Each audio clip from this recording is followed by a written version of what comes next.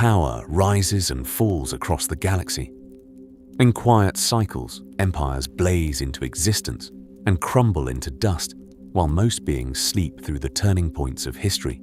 The Force moves beneath it all, an unseen current shaping destinies, while starships drift past and city lights fade into night. Yet the greatest shifts in galactic power rarely arrive with fanfare or clear warning. They begin in whispers. Bedtime tales across 1,000 worlds speak of shining heroes and the triumph of the light side of the Force. They promise that courage will stand against the dark and that the Jedi will arrive just in time. But what happens when power is not heroic or bright? When it is patient, cold, and perfectly comfortable in the shadows? When the hand that closes around the galaxy does so gently so that almost no one wakes up? This is the story of that hand. Not a sudden monster rising from the depths, but a long, deliberate current of darkness that chose subtlety over spectacle. For thousands of years, the Sith learned that open war only invited destruction. Every grand Sith empire that roared into the stars drew the full fury of the Jedi and the Republic.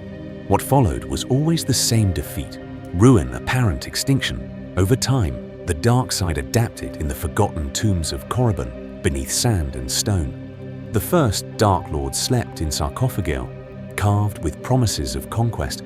Their spirits lingered in the Massassi temples on distant Yavin 4. Long before rebel pilots ever walked those halls, their teachings waited in holocrons and inscriptions patient as dust. The Sith understood that true power did not need to announce itself. It only needed to survive. From that realization came a new design, Darth Bane's rule of two. A single master and a single apprentice. No armies, no banners, no open Sith empire to provoke another holy war. Instead, a thin, hidden thread of darkness running through galactic history. For the next 1,000 years, the Sith became a rumor, a superstition, a lesson the Jedi Shinichi taught as a warning, while the real danger sank deeper into the foundations of the Republic itself. In time, that thread coiled around one quiet world in the mid-rim Naboo. There a mild, unassuming politician shook hands, smiled in the Senate, and studied the currents of power beneath the surface. His name was Sheev Palpatine. To the public, he was a diligent servant of the Republic. To the dark side, he was something else entirely, a culmination of every hidden Sith design. This calm chronicle will follow that design from forgotten tombs to Senate applause, tracing each careful step that would shape the rise of Darth Sidious and the fall of the Jedi. It is meant to be heard slowly, a soft documentary of the Sith told, so that there is no need to stay alert to every detail. The story itself will carry the listener forward, while the galaxy quietly slips under the Emperor's control. To understand that quiet takeover, the story of the Sith has to be stretched across the full canvas of galactic history. Power rises and falls. Dynasties burn out and are forgotten. But through it all, a single dark thread runs beneath the surface. For thousands of years, the Sith move in and out of myth, never fully gone, never fully triumphant, until the age of Palpatine, long before the last days of the Old Republic, before clone troopers and Senate votes. The galaxy had already seen empires rise and die. There were ancient republics that predated Coruscant's shining towers, regional warlords who ruled sectors as private kingdoms, and forgotten conflicts that scorched worlds that would later seem peaceful. By comparison, in that vast span, the Sith did not appear once and vanish. They returned again and again, each time reshaped by the era. They haunted around 7,000 years before the Battle of Yavin. The Jedi Order faced one of its earliest fractures. A group within their ranks questioned the limits placed on the use of the Force. Why should knowledge of the dark side be forbidden if it brought victory? Why should passion be chained when conflict clearly forged strength? The Council answered with restraint, and exile, the dissidents, answered with war. What followed was the 100-year darkness, a brutal lesson that power without balance could consume entire star systems. The common image of the Sith is a monster in a cloak, a demon in human form. But the beginning is quieter. The story of the Sith begins not with creatures from nightmares, but with philosophers and scholars, Jedi, who refused to accept that the Force had boundaries. They studied forbidden techniques, experimented with life and death, and convinced themselves that the light side was only half of a larger truth. Every future atrocity began as a question whispered in a meditation chamber about what the Force truly allows cast out, and defeated these dark Jedi were pushed beyond the borders of the known Republic into regions that star charts barely acknowledged there, among dead stars and forgotten roots. They found the world of Korriban what they found there would change everything. Korriban was home to the red-skinned Sith species, primitive yet deeply attuned to the dark side. The exiles did not meet monsters, they met potential. They conquered, the Sith people interbred with them, and from that fusion built the first Sith Empire under a junta pole. Over time this pattern would repeat. The Sith would rise in open war, be shattered by the Jedi, and then survive as ghosts, cults, or a single master and apprentice for the next 1,000 years, and then another 1,000 they adapted their creed to each new age, until at last the line narrowed to one ambitious senator from Naboo, a man named Sheev Palpatine, who would inherit, refine, and complete their design with a smile instead of a war cry. In the next step of this chronicle, that Long Shadow will begin to take shape in temples on Korriban and Zeos, where the first Dark Lords carved their power into stone and prepared the galaxy for everything that followed. Before the darkness, Jedi. Doubt and forbidden curiosity power invites control. But what happens when those sworn to guard balance begin to fear half of the Force they serve? The answer is the story of the first quiet fractures inside the Jedi Order, long before any being called them Sith, tens of thousands of years before Palpatine's smile ever reached the Senate floor. The Jedi were not yet an army or a priesthood.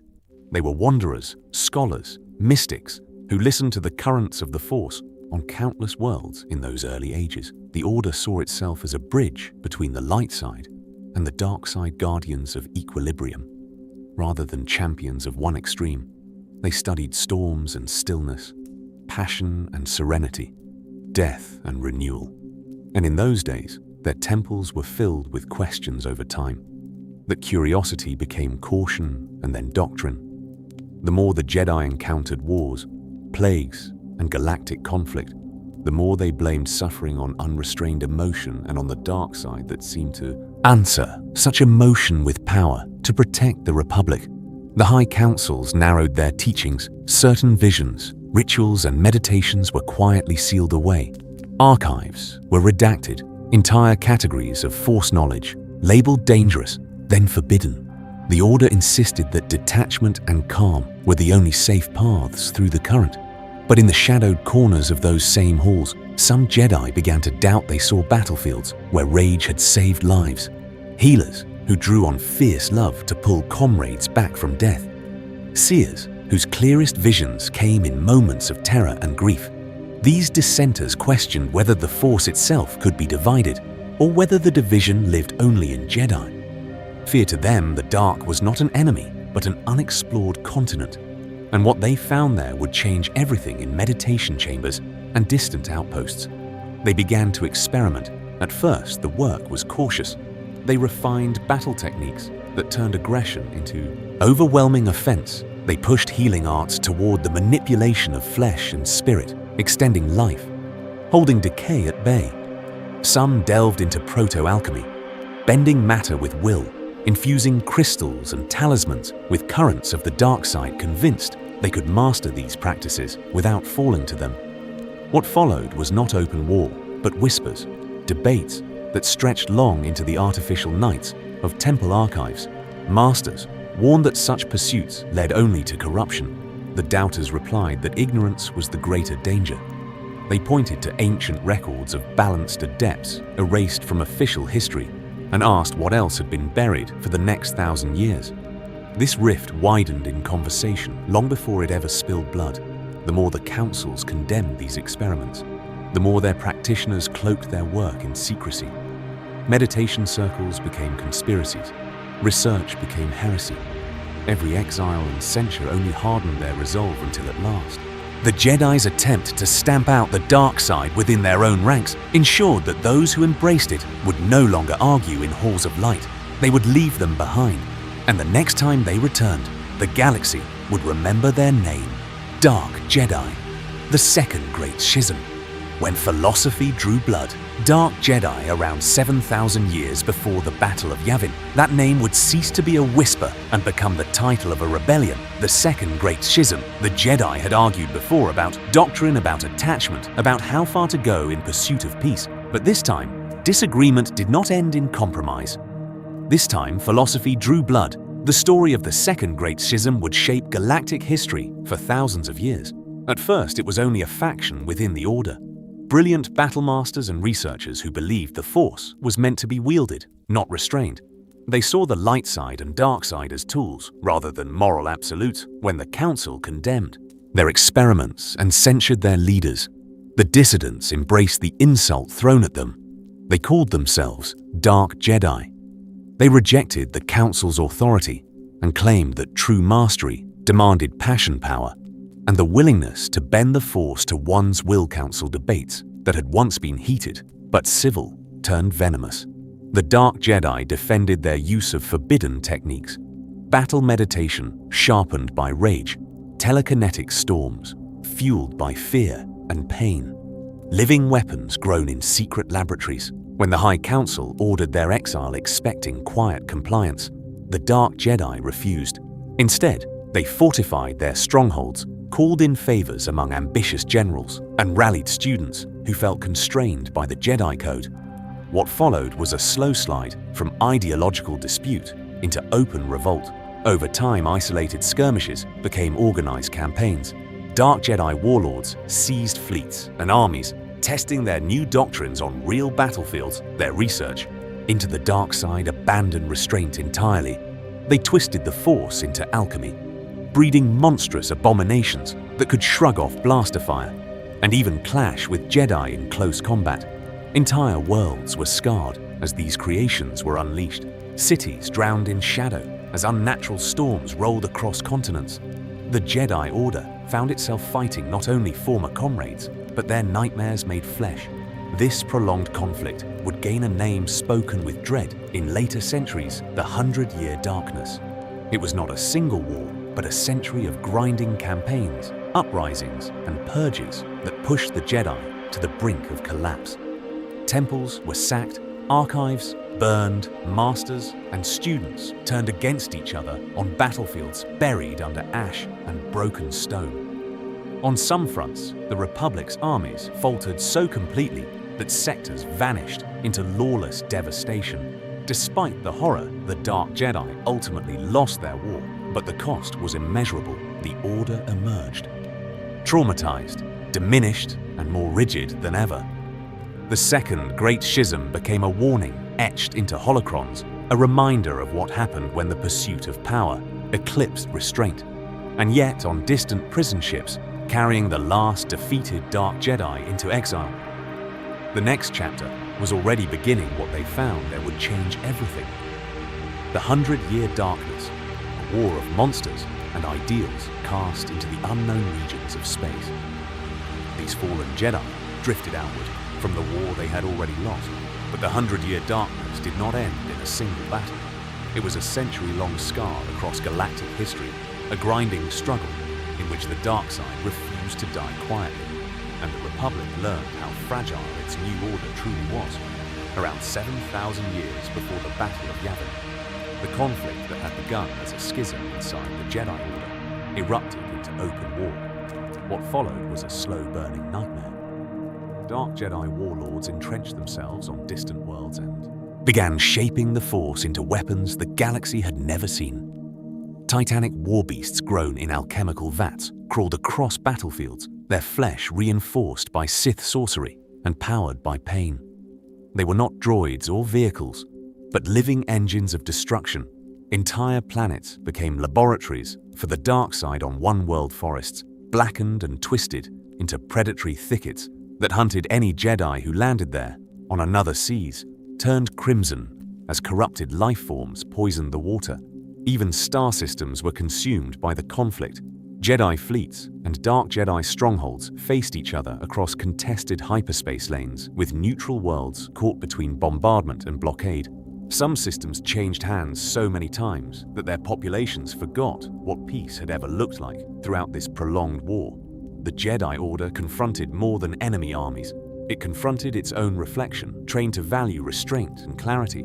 The Jedi were horrified by the monstrous creations of their former brethren, yet over time they realized that rigid doctrine had helped drive those same brethren into fanaticism. The story of the 100-Year Darkness became a lesson in unintended consequences. The Order began to adapt, abandoning purely defensive tactics in favor of targeted strikes against dark laboratories and command nexuses, learning to counter Sith alchemy with careful, coordinated use of the light side for the still young Republic. The 100-Year Darkness was a crisis of faith.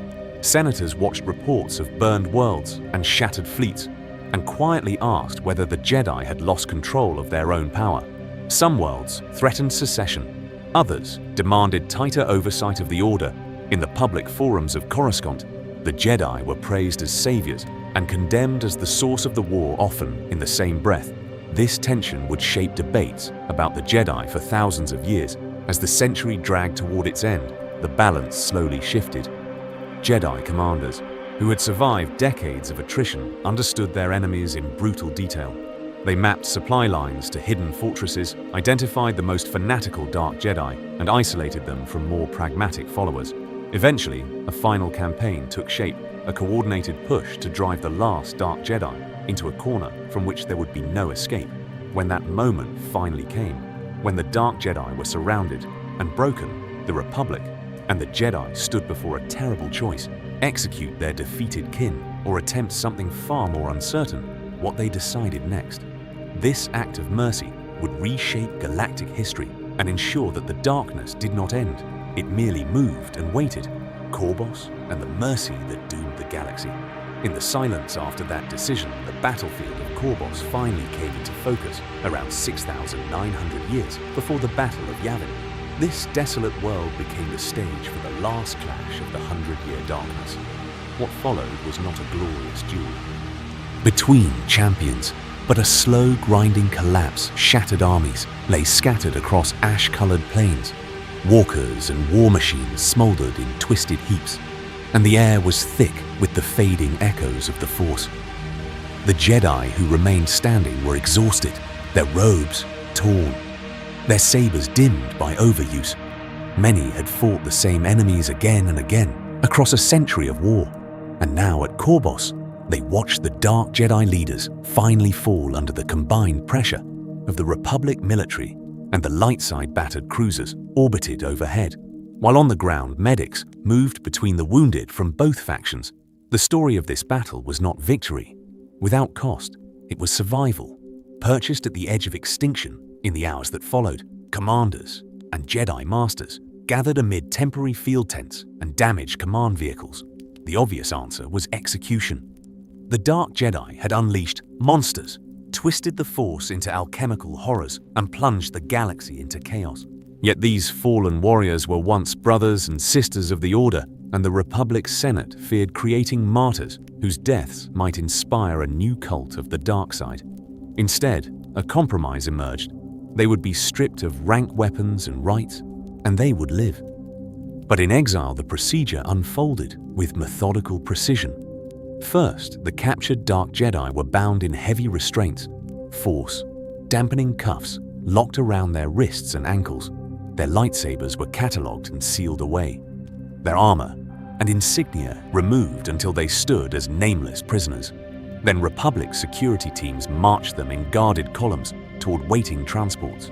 Landing fields at Korbos became rivers of metal as shuttle after shuttle ferried them up to orbiting prison ships. Aboard those ships, officers plotted hyperspace routes that curved away from known trade lanes and navigational beacons. The destination was not a specific world, but a direction, the unknown regions, that uncharted frontier. Beyond the edge of reliable star charts, over time smugglers and explorers would speak of that frontier in whispers. But on that day, Republic officials saw only distance, emptiness, and safety. They believed that casting these enemies into the dark between stars was a merciful, final solution, a way to end the conflict without blood on judicial hands. No one on Korbos understood that this act of mercy would reshape galactic history. The exiles were meant to vanish, to be swallowed by obscurity. Instead, they were being given something far more dangerous than a clean death time, and isolation to evolve what they found there would change everything. And for thousands of years, the legacy born from those prison ships would shape every Sith empire, every war, every shadow that later allowed a single chancellor to claim absolute power. The darkness had not been destroyed.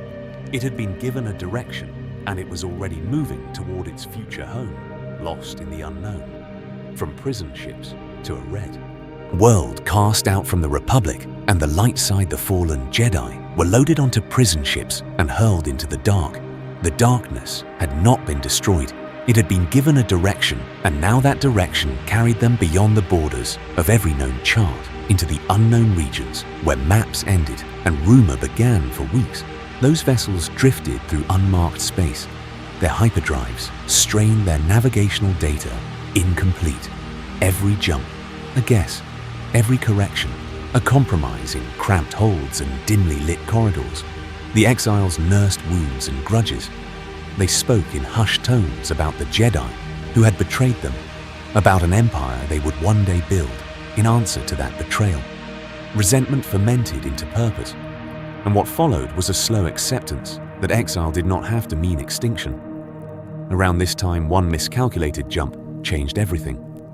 Perhaps it was simple error. Perhaps it was the will of the Force. Either way, the prison fleet dropped from hyperspace. Above a remote, red world, ancient records would later spell its name as Korriban, hanging against the void. Its surface glowed with iron-rich deserts and jagged mountain ranges. Storms crawled across the atmosphere. Silent from orbit, but violent below. To the exiles staring through viewports, it looked less a planet and more a wound in the galactic map.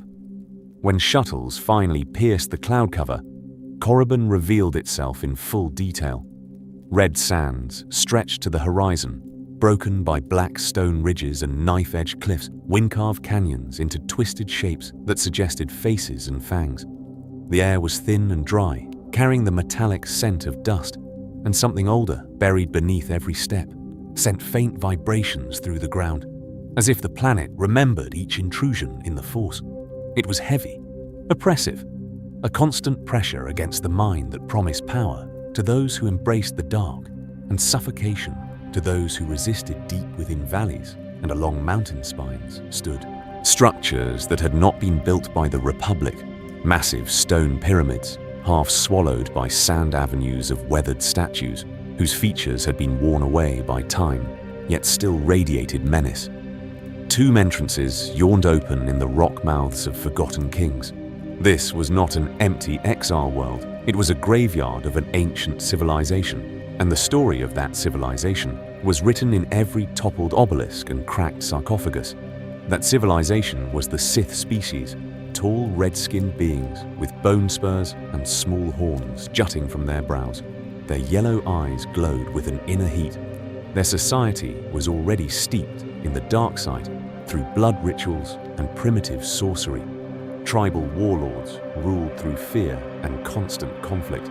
Their priests called down storms and shaped stone with will. Alone over time, they had bound their entire culture to domination, sacrifice, and communion with powers they did not fully understand when the defeated Dark Jedi first stood before these native Sith. There was no immediate war. Instead, there was recognition. The exiles saw in this fierce people a mirror of their own hunger. The Sith saw in the fallen Jedi a more refined command of the same dark currents. Both carried wounds, both desired power, and both understood that the Force could be a weapon.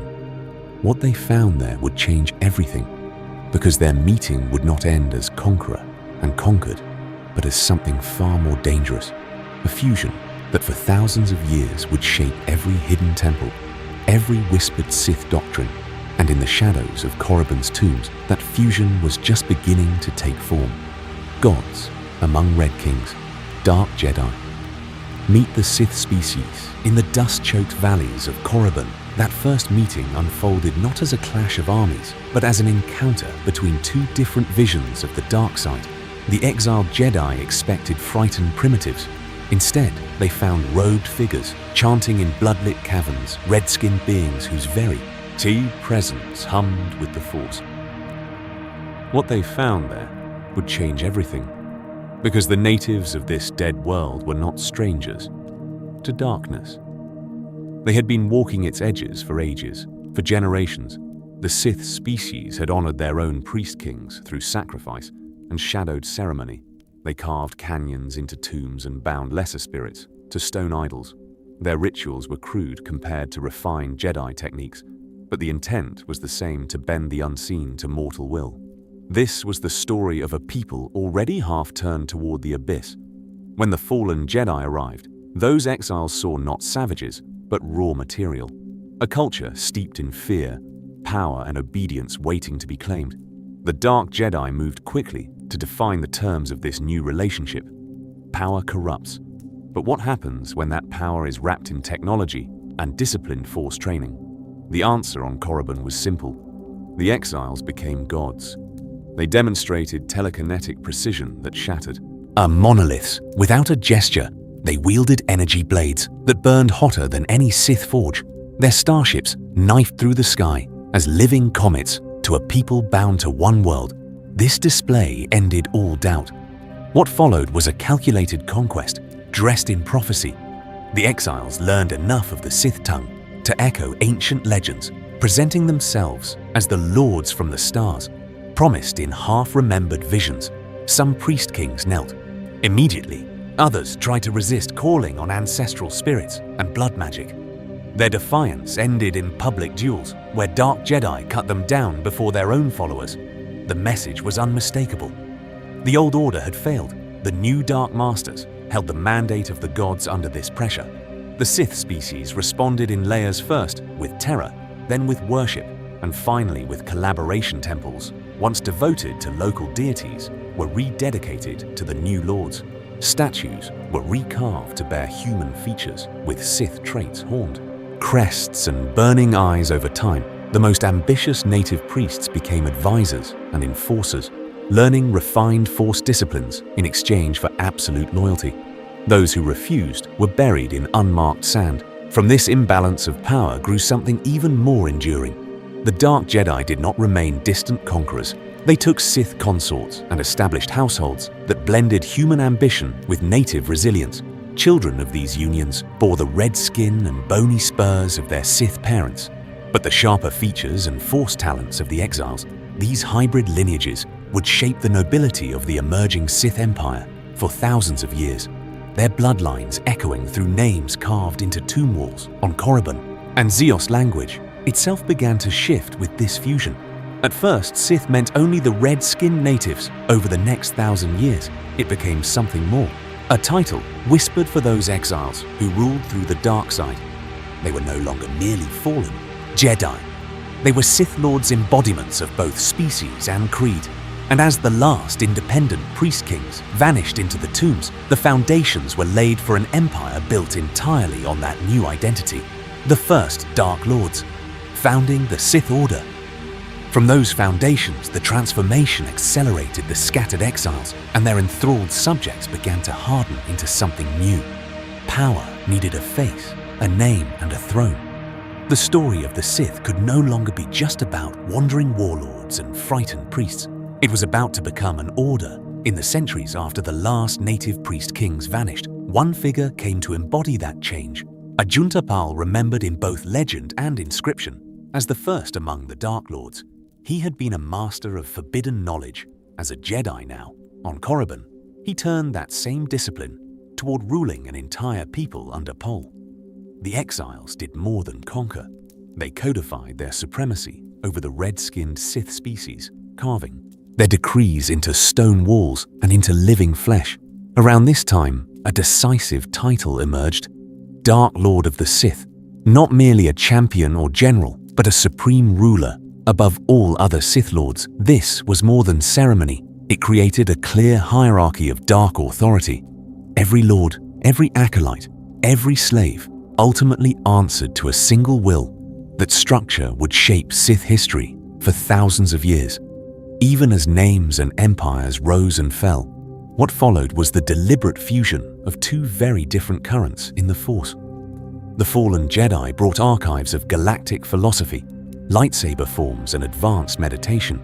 The native Sith contributed something older and more primal: blood-soaked rituals, spirit-binding chants, and a terrifying command of Sith magic on Korriban and later Ziost. These streams met in hidden academies and temple vaults over time. Jedi discipline intertwined with Sith alchemy, talismans, and complex rites into a single coherent dark side philosophy. In these shadowed halls, Ajunta Paul and his successors experimented with living beings and with the Force itself.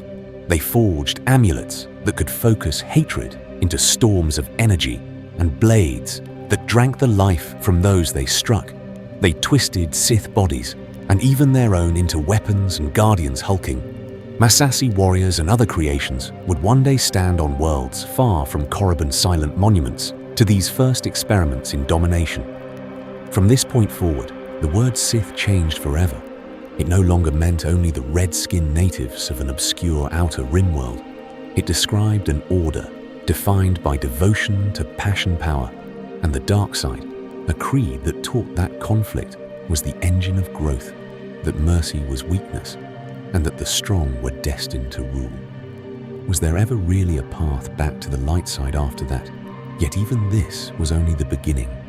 An order, this organized and this united, would not remain confined to tomb worlds and desert valleys for the next 1,000 years. Their ambitions stretched beyond Korriban star charts were drawn, fleets were forged, and in the cold silence of the Outer Rim, an empire was gathering its strength, waiting for the moment to step out of the shadows and into galactic war. Empire of Ash and Obsidian, the early Sith. Expansion power demands form and structure, but what happens when that structure is built entirely on fear and ambition? The answer is the early Sith Empire, an empire of ash and obsidian taking shape in the cold dark between the stars. In the centuries after the Dark Jedi seized Korriban, the scattered warlords began to harden into a true state. For thousands of years, Korriban remained the sacred heart of this civilization, a world of red sands and black stone, where the tombs of Ajunta Pol and later Dark Lords cut deep into the planet's crust. The story of the Sith was written there in sarcophagi and holocrons, yet Korriban was never meant to be comfortable. It was a graveyard, a reminder that every Sith would one day be measured against the dead to rule the living. The Sith required a different kind of world. That role fell to Ziost, a colder, more temperate planet that became the administrative and military center of the Empire. From orbit, Ziost glittered with fortresses, academies, and palaces, its capital a maze of basalt towers and watchful statues. What followed was a deliberate division: Korriban for ritual and legacy, Ziost for command and conquest. Together, they formed a twin heart that would shape Sith power for the next 1,000 years. At the apex of this structure stood the Dark Lord of the Sith, a single ruler recognized through strength, cruelty, and mastery of the dark side. Beneath the Dark Lord, powerful Sith Lords governed sectors, commanded fleets, and oversaw vast slave populations. Then came lesser acolytes and warriors drilled in both sorcery and martial skill. At the very bottom labored uncounted slaves and subject peoples, bound to the Empire through chains and terror. Their suffering was not a flaw in the system, it was the foundation of it. This hierarchy reflected the core Sith belief that conflict is the engine of growth, where the Jedi sought balance. The Sith embraced pressure and fracture. Every promotion was a challenge, every alliance a potential betrayal. Assassination was not merely tolerated, it was expected. A lord too weak to defend against a rival did not deserve command, yet there were limits. The Dark Lord enforced one iron rule: internal conflict could never escalate to the point of dissolving the Empire itself. Ambition was a blade to be aimed outward over time. This ruthless order turned its gaze beyond Korriban, and Ziost cut off from the Republic and the Jedi. The Sith expanded almost unopposed into the unknown regions. Nearby systems fell one by one. Their rulers, given a choice, serve the Empire or feed its rituals. Entire populations were transplanted to build shipyards and temple complexes, their worlds renamed, their histories buried. Then a quieter transformation began. Star charts grew more detailed, fleets ranged farther from Ziost, and whispers spread of hyperspace routes pushing back toward the known galaxy. What they found there would change everything. But for now, the Sith Empire was still a shadow, growing denser at the edge of galactic awareness, waiting for its first true collision with the light side and the Republic beyond. Life under the Dark Lords. Society forged by fear. In that growing shadow far from the Republic's maps, the Sith were not only forging fleets and weapons, they were building a civilization shaped in the image of the dark side power corrupts. But what happens when entire cities are designed to make that corruption feel inevitable? The answer is found in the streets and skylines of the ancient Sith Empire, on worlds such as Korriban Ziost and Dromund Kaas. The very architecture became a sermon in stone. Towering black pyramids rose from blasted plains, their faces smooth and cold by day, but burning, with crimson sigils by night. Knife-edge spires clawed at the sky, while colossal tombs loomed over living districts, as if the dead were still watching every doorway, every plaza. Every processional road was arranged so that the gaze always drifted upward toward the resting places of Dark Lords. Silent threats carved into the horizon. Around these monuments, the training infrastructure of the Empire took shape. Temples and academies dominated the central districts. Broad causeways led inward to echoing halls where children were tested for sensitivity to the Force. There was no question of consent. The Empire claimed every promising mind and body. Those who showed potential were marched deeper into labyrinthine training complexes, subjected to harsh trials, duels in lightless arenas, and long hours of meditation beneath humming obelisks saturated with dark side energy. What followed was a slow, deliberate erasure of fear and hesitation until pain became instruction and cruelty felt natural beyond. The temple walls, the social order reflected that same brutal clarity. A tiny elite of Sith Lords and their households ruled over vast populations of slaves, laborers and soldiers in the mines of Zeos-chained workers, hauled black stone that would become yet more temples in the shipyards. Conscripted crews died at their stations rather than abandon a vessel. The story of this society was one of constant pressure from above. No one was innocent. Everyone was useful or disposable over time. Even families taught their children that suffering was inevitable and that the only escape lay in climbing closer to Sith patronage. Politics within this structure were no less ruthless, but far more quiet. Open civil war was discouraged not from mercy, but from calculation. The Empire could not afford weakness, while the Jedi and the Republic waited beyond the frontier.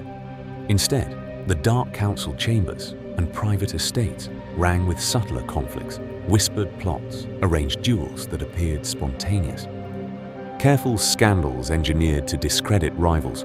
A smile at court might conceal a poison. Prepared years in advance in such a world dark side. Sorcery was not an aberration, it was administration. Rituals fueled by blood and sacrifice. Guided harvests, predicted rebellions, or stripped secrets from prisoners. Tomb raiding expeditions were state projects, sanctioned journeys into the necropolises of Korriban to recover holocrons and weapons that would shape the next generation of rulers for thousands of years. This normalization of the occult ensured that every promotion, every new law, and every military campaign carried the weight of ancient spirits behind it. And as the Sith gaze turned once more toward the wider galaxy, that same ruthless culture of fear and ritual would soon press against the Republic's fragile peace. Names written in blood, Ajunta Pao, Tulak Hord, and others, as this culture of fear and ritual hardened into tradition. Certain names began to rise above the rest names. He whispered with reverence and terror in the same breath. For in an empire that worshipped power, the greatest saints were also its greatest monsters. And the story of these early Dark Lords would shape Sith identity for thousands of years. At the dawn of this new order stood Ajunta Pao, one of the first exiled Jedi to claim the title of Dark Lord. He was not remembered as a general on the battlefield, but as a scholar of the dark side, a patient dissector of the Force, and of living flesh under his guidance. Sith alchemy moved from crude experimentation to a codified art adjunta. Paul blended the mysticism of the native Sith species with forbidden Jedi knowledge, creating rituals that could twist bodies, bind spirits, and poison entire bloodlines. What followed was an age in which a blade was never merely a weapon, it was a spell given form. Ajunta Pal's greatest works were his cursed swords, weapons forged in tomb-like forges deep beneath Korriban, their metal steeped in hatred and ancient rites. These blades carried lingering malice that endured for millennia. Long after their maker's bones had turned to dust, legends told that those who wielded them heard whispers in battle, felt urges to betray and kill beyond reason. In this way, Ajunta Pal became the archetype of the Sith sorcerer, the one who understood that true dominance could be etched into stone and steel, so that even the dead would continue to command the living over time. However, the Empire's hunger turned outward again, and another name carved itself into galactic memory. Tulak Hord remembered in hushed tones as perhaps the greatest duelist the Sith had ever produced around the height of the early Sith Empire. Tulak Hord rose from champion gladiator to supreme conqueror through sheer martial prowess and tactical genius. He led campaigns that shattered planetary defenses in days his mastery of the lightsaber was legendary. Entire armies were said to break at the sight of his blade igniting on the front line. Tulak did not merely win battles, he erased resistance. Yet even Tulak Hord's reign could not silence the deeper Sith instinct toward internal conflict centuries later during the so-called Golden Age of the Sith. The rivalry between Naga Sadow and Ludo Kresh revealed another face of the dark side Sadow. The schemer wielded illusions and battle meditation, turning fleets into phantoms and fear into a weapon. Kresh, the traditionalist, wrapped himself in the legacy of past Dark Lords, claiming to defend Sith purity. Their struggle over succession plunged the Empire into civil war. Just as it confronted the wider galaxy, their personal ambitions cracked the foundations they hoped to rule in these three figures. The Sith codified enduring archetypes: Ajunta Pal, the sorcerer who bound power into relics; Tulak Hord, the warlord who conquered through the blade; and Naga Sadow, the strategist who turned deception into a superweapon. Each became a cautionary tale, studied by later Sith Lords. They proved that strength, knowledge, and cunning could build empires, yet they also proved that unchecked rivalry and visible excess always drew the Jedi and the Republic in response. Their empires burned brightly, then collapsed into ruin. The lesson lingered in the shadows. For the next 1,000 years, the Sith would remember that these early Dark Lords, for all their might, had failed in one crucial way. They made their power obvious. They announced their empire to the galaxy and dared the light side to answer. One day a far more patient Sith would read their histories and choose a different path. Instead of carving his name on tomb walls, he would hide it in senatorial records and public applause. And when his empire rose, there would be no warning at all. Wars across the stars, Sith versus Republic, round one. Yet before that silent conquest, there had been a very different kind of Sith assault on the galaxy power corrupts. But what happens when that power bursts from hidden empires at the edge of known space? The answer is the first great wars between the Sith and the Republic, open, brutal, and almost terminal for the light side around 5,000 years before the Battle of Yavin. Wandering explorers from the Republic miscalculated a hyperspace jump and crashed on the ancient Sith world of Korriban. What they found there would change everything. Instead of an uncharted backwater, they stumbled into a funeral procession for the Dark Lord Mark Aragnos, surrounded by red-skinned Sith and armored human nobles steeped in the dark side.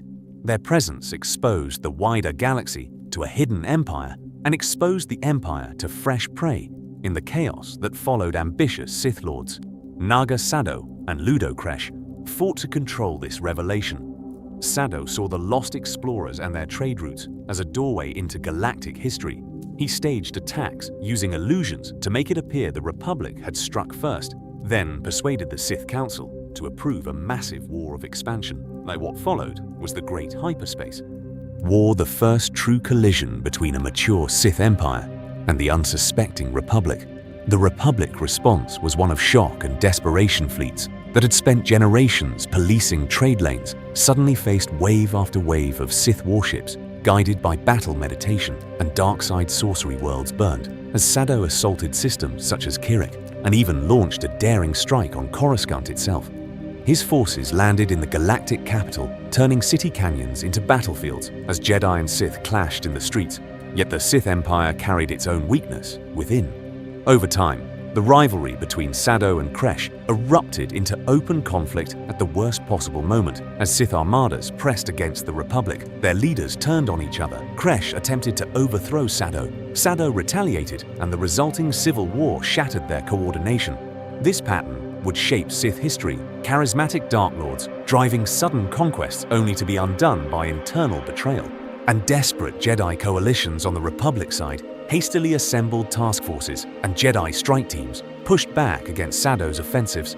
They traced his power to his star fortress in the Daenerys system and launched a final assault as his illusions faltered. The combined might of Republic and Jedi forces broke the Sith fleets. Sado fled into exile. The old Sith Empire on Korriban and Zeost collapsed under bombardment and rebellion. For a moment it seemed the threat had been erased, but the Sith are students of failure. Each defeat taught surviving lords and hidden cults something new about the Republic, its politics, its hyperspace lanes, its Jedi defenders. For the next 1,000 years, those lessons accumulated in tombs, holocrons, and whispered doctrines, waiting for someone patient enough to use them all. And the next time the Sith Empire returned from the dark, it would not announce itself with fleets at Coruscant sky. It would arrive behind a smiling Chancellor's desk, the site of ruin, the long rise and fall of Sith. Empire's power rises and falls in the galaxy. But what happens when that power is chained to an order that devours itself? The answer is the Sith. For thousands of years, Sith history moved in circles, empires blazing to life across the stars, only to collapse under the same familiar shadows that had birthed them for the next 1,000 years after the Great Hyperspace War. The Republic believed the Sith extinct, yet in the dark corners of the Outer Rim, broken warlords and hidden cults clung to life. What followed was a repeating pattern. A charismatic Dark Lord would emerge, unite scattered factions under a single banner, and promise that this time the Sith Empire would not fail. By around 4,000 years before Yavin Exar Kun and his ally Ulic Qel-Droma replayed the old script, empowered by ancient spirits and forbidden holocrons, they forged the Brotherhood of the Sith, launched a crusade against the Republic, and for a time the Jedi Order faltered. Worlds burned. Ossus nearly died. The dark side seemed ascendant. Then the cycle turned. Kun's own arrogance and the betrayal and redemption of Qel-Droma shattered their war from within. Only decades later, Darth Revan and Darth Malak rose from the ashes of that conflict. Once Jedi heroes, they seized the remnants of the Mandalorian Wars and turned them into a new Sith Empire. Their fleets cut through the Outer Rim. They took worlds the Republic had no strength left to defend yet. Again, overreach and treachery decided the outcome. Malak fired on Revan's flagship, seized power, and in doing so, created the opening that allowed the Jedi to capture and remake Revan, turning the architect of the war into the instrument of its end. After Revan's fading, the Sith triumvirate of Darth Sion Nihilus and Traya tried a different approach. They waged a quiet war of assassination and attrition, hunting the last Jedi one by one. Even this secret conflict collapsed under internal betrayal as Sion and Nihilus turned on Traya and were in turn destroyed. The pattern held apprentices, killing masters, rivals, sabotaging campaigns, each convinced personal power mattered more than the survival of the Empire. Over time, the Republic and the Jedi learned their enemy. With every Sith resurgence, the Senate improved its coordination. Hyperspace lanes were better defended, and the Jedi Council became more vigilant about dark-side cults and rogue knights. The cost was terrible. Worlds, scarred orders thinned, but each war taught the light side how to respond faster and more efficiently. Open conquest grew harder every century. In the shadows, the surviving Sith began to learn as well. Slowly, painfully, they absorbed a hard lesson. that brute force and open empire might never be enough to erase the Jedi or rule the Galactic Order forever. The story of the Sith was no longer just about armies and fleets. It was about patience and subtlety, and soon one surviving doctrine would take that lesson to its ruthless extreme. The Shadow learns patience from Exar Kun to Ruusan. Over time, that lesson began to appear in the cracks between the great wars, in the quiet failures no one wanted to study. The Sith had thrown fleets and legions at the Republic for thousands of years, yet the Jedi still stood. The pattern was clear, dramatic ascents, followed by equally dramatic collapses. The question was whether any Sith would finally understand what this meant. In the late Old Republic, one attempt still clung to spectacle around 4,000 years before Yavin, a brilliant and arrogant Jedi named Exar Kun, fell to the dark side. The story of his fall began with forbidden law on Ossus, but what followed was far more dangerous, guided by the spirit of freedom. Nad Kun embraced sorcery and Sith alchemy. He raised the Brotherhood of the Sith and turned Massassi warriors on Yavin 4 into fanatical shock troops. His war combined charisma, ancient rituals, and conventional military power for the Jedi. This conflict was terrifying yet familiar. Kun's Brotherhood burned worlds, shattered fleets, and nearly broke the Republic. But in the end, the pattern reasserted itself. Kun was trapped on Yavin 4. His body destroyed his spirit, bound to his own temples. The Brotherhood collapsed under combined Jedi and Republic pressure. The light side rallied, and the Order walked away, bloodied but confident, convinced once again that Sith empires always fell in the open. What followed in later centuries only deepened that confidence after Exar Kun came.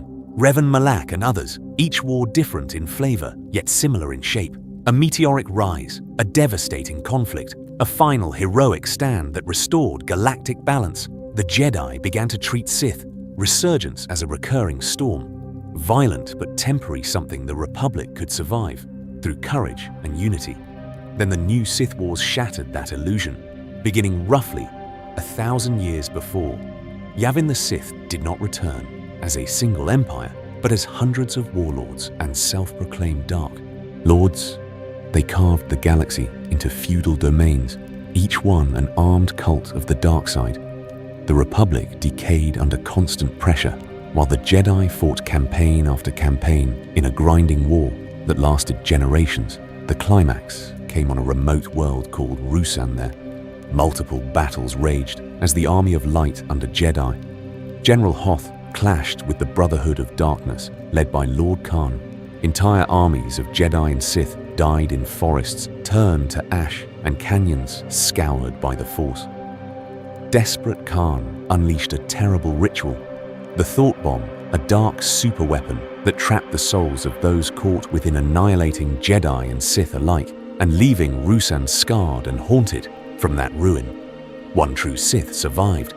Darth Bane, he walked the dead world, studied the failure of armies, and concluded that open war had doomed his kind for the next 1,000 years. His answer would shape everything to come. But his solution was not more soldiers, it was something far smaller and far more dangerous. Darth Bane and the Rule of Two, reducing to conquer. From that revelation on Ruusan, the next phase of Sith history began not with an army, but with a single decision. Darth Bane understood that in a galaxy ruled by the Force power, hoarded by many, would always collapse into chaos. Power focused through one mind, and one apprentice could endure around 1,000 years before the Battle of Yavin. He studied the ruins of the Brotherhood of Darkness and reached a brutal conclusion. The Sith's greatest enemy was not the Jedi, it was the Sith themselves. For thousands of years, they had repeated the same pattern. They built empires, raised fleets, declared open war, and then tore each other apart in civil conflict long before the light side struck. The final blow. Bane's answer was simple and terrifying. What happens when an order founded on ambition removes every rival except one? The answer was the Rule of Two. There shall be only two Sith at any time, a master to embody power and an apprentice to crave it. The master would hold the accumulated knowledge of the dark side, The apprentice would test that strength plot against it and eventually overthrow it. If worthy, in this way, the Sith would remain in a constant cycle of refinement, each generation more focused, more cunning, more dangerous. What followed was a deliberate act of self-erasure. Bane did not rebuild temples. He did not raise banners. He dismantled what remained of the old Sith Empire and allowed the galaxy to believe the Sith were extinct, while the Jedi celebrated victory, and the Republic recorded the Brotherhood's destruction as the end of Sith history. Bane and his chosen apprentice simply disappeared into the shadows. Over time, this new Sith tradition abandoned the spectacle of conquest in favor of patience. They hid on remote worlds, studied forbidden holocrons, and quietly explored the depths of the dark side. Instead of commanding legions, they infiltrated institutions instead of challenging the Jedi in open battle. They learned the structures of the Republic, its laws, its economy, its politics. This was not surrender. It was a strategic retreat, a decision to let the Jedi grow complacent, while the true Sith coiled unseen around the foundations of galactic civilization. For the next 1,000 years, the Rule of Two guided an unbroken but invisible lineage master to apprentice a quiet chain stretching from Bane through figures whose names were often lost even to Jedi historians. Yet their influence would shape events in subtle ways. A corrupted senator here, a manipulated trade consortium. Their small shifts in policy and power that prepared the ground for something greater. The story of this hidden line would eventually converge on a single figure, a boy from Naboo who studied under a secret master while presenting himself as a mild politician. Over time, that apprentice would become a Sith Lord, unlike any before him. His name was Sheev Palpatine, centuries in the dark, the hidden lineage. Before, Palpatine power corrupts, but what happens when that power chooses patience instead of conquest? The answer is the long night between Bane and Palpatine, a hidden chain of masters and apprentices who abandoned banners and battle fleets and sank into the foundations of galactic society. In the aftermath of Darth Bane's revolution, the Sith did not vanish. They changed for the next 1,000 years. There were never more than two at a time, a master and an apprentice, passing on secrets in forgotten tombs, rented basements, and quiet back rooms of respectable institutions. The story of the Sith became a whisper rather than a war. Yet that whisper would shape everything that followed around a millennium before Naboo's rise to prominence. Darth Zana carried Bane's Rule of Two forward. She was no planetary conqueror. There were no sieges, no roaring armies. Instead, there were coded messages in trade networks, subtle blackmail of minor officials, and experiments in fear conducted on individuals, not worlds. Over time, this became the template for survival influence instead of invasion, corruption instead of crusade. As centuries turned, the line continued through names half erased from history: Darth Cognus, Darth Millennial, and others who tested different paths. Some flirted with prophecy, some with military coups. All discovered the same truth. Direct confrontation only alerted the Jedi and invited extinction. The dark side demanded a quieter discipline, a long game played in markets and ministries rather than on open battlefields. By the era of Darth Tenebrous, the Sith had completed a strategic pivot. The warrior lords of Korriban had become financiers, engineers, and visionaries. Tenebrous operated behind the facade of a powerful business interest, manipulating construction firms and starship design bureaus. He invested in the arteries of the galactic economy, hyperlane consortia, mining combines, and the banks that underwrote them. A bribe here, a manipulated trade consortium. There, the same pattern that would later echo around Palpatine had already begun. Without legions to command, the hidden Sith turned to the tools others overlooked: credit flows, shipping manifests, and criminal syndicates. They nudged pirate fleets toward key systems. To justify security crackdowns, they whispered to planetary governors about emergency powers. They arranged for certain senators to rise and others to fall, while the Jedi meditated on the light side and patrolled the borders of known conflict. The real battlefield shifted to balance sheets and legislative sessions. What followed was a refinement of purpose. The Sith no longer sought to destroy the Republic. From outside, they intended to hollow it out from within, to turn its bureaucracy into a weapon and its ideals into blind spots. Mercy laws debate, all became levers for patient domination. From this lineage emerged Darth Plagueis Tenebrous' apprentice, a Sith Lord who saw the Force not only as a current of emotion and will, but as a field of living energy that could be measured and bent at the cellular level. His obsessions with life and death, with midichlorians and the biological roots of the Force, marked the next evolution of the plan. The dark would soon move from boardrooms and backrooms into blood itself. Darth Plagueis, the scientist of immortality and influence. Plagueis stepped into this lineage of patient darkness as something new, a Sith Lord who treated the Force as both religion and laboratory. Power corrupts, but what happens when that power is graphed on a ledger and dissected under instruments? The answer is the story of Darth Plagueis the Wise. Born a moon among the tall, narrow-faced magnates of the banking clan, Plagueis moved through boardrooms as easily as through hidden temples.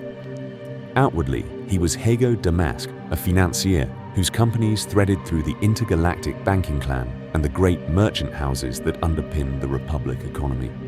In secret, he was a master of the dark side who saw credit ratings and interest rates as weapons every bit as sharp as a Sith blade. Over time, his influence seeped into the arteries of galactic finance. Worlds indebted to his banks found their policies shifting. Corporations under his control redirected trade routes and starship contracts. Where earlier Sith empires had relied on fleets and armies, Plagueis believed the next conquest would begin on balance sheets and in quiet signatures at the bottom of loan agreements. Yet his true obsession lay deeper than wealth. Plagueis believed the Force was a living field that could be rewritten at the smallest scale. He turned his attention to midichlorians, the microscopic lifeforms that bridge the gap between matter and the will of the Force. In hidden laboratories, he conducted terrible experiments, suffusing test subjects with dark energy, pushing their cells toward unnatural resilience or decay. He sought to cheat death, to halt the moment of dissolution, and to coax new life into being where none had existed. For thousands of years, Sith had pursued immortality through sorcery talismans and spirits bound to tombs. Plagueis rejected these as crude. If the Force pervaded all life, why should a Sith not command it at the cellular level? What followed was a program of research that blurred the line between healer and executioner. There were rumors of beings sustained beyond their natural span of bodies, collapsing when his concentration wavered, of flickers in the Force when he pushed too far. To make such power, permanent Plagueis knew the Sith could not reveal themselves in open war. The Jedi still watched for armies and banners for obvious conflict.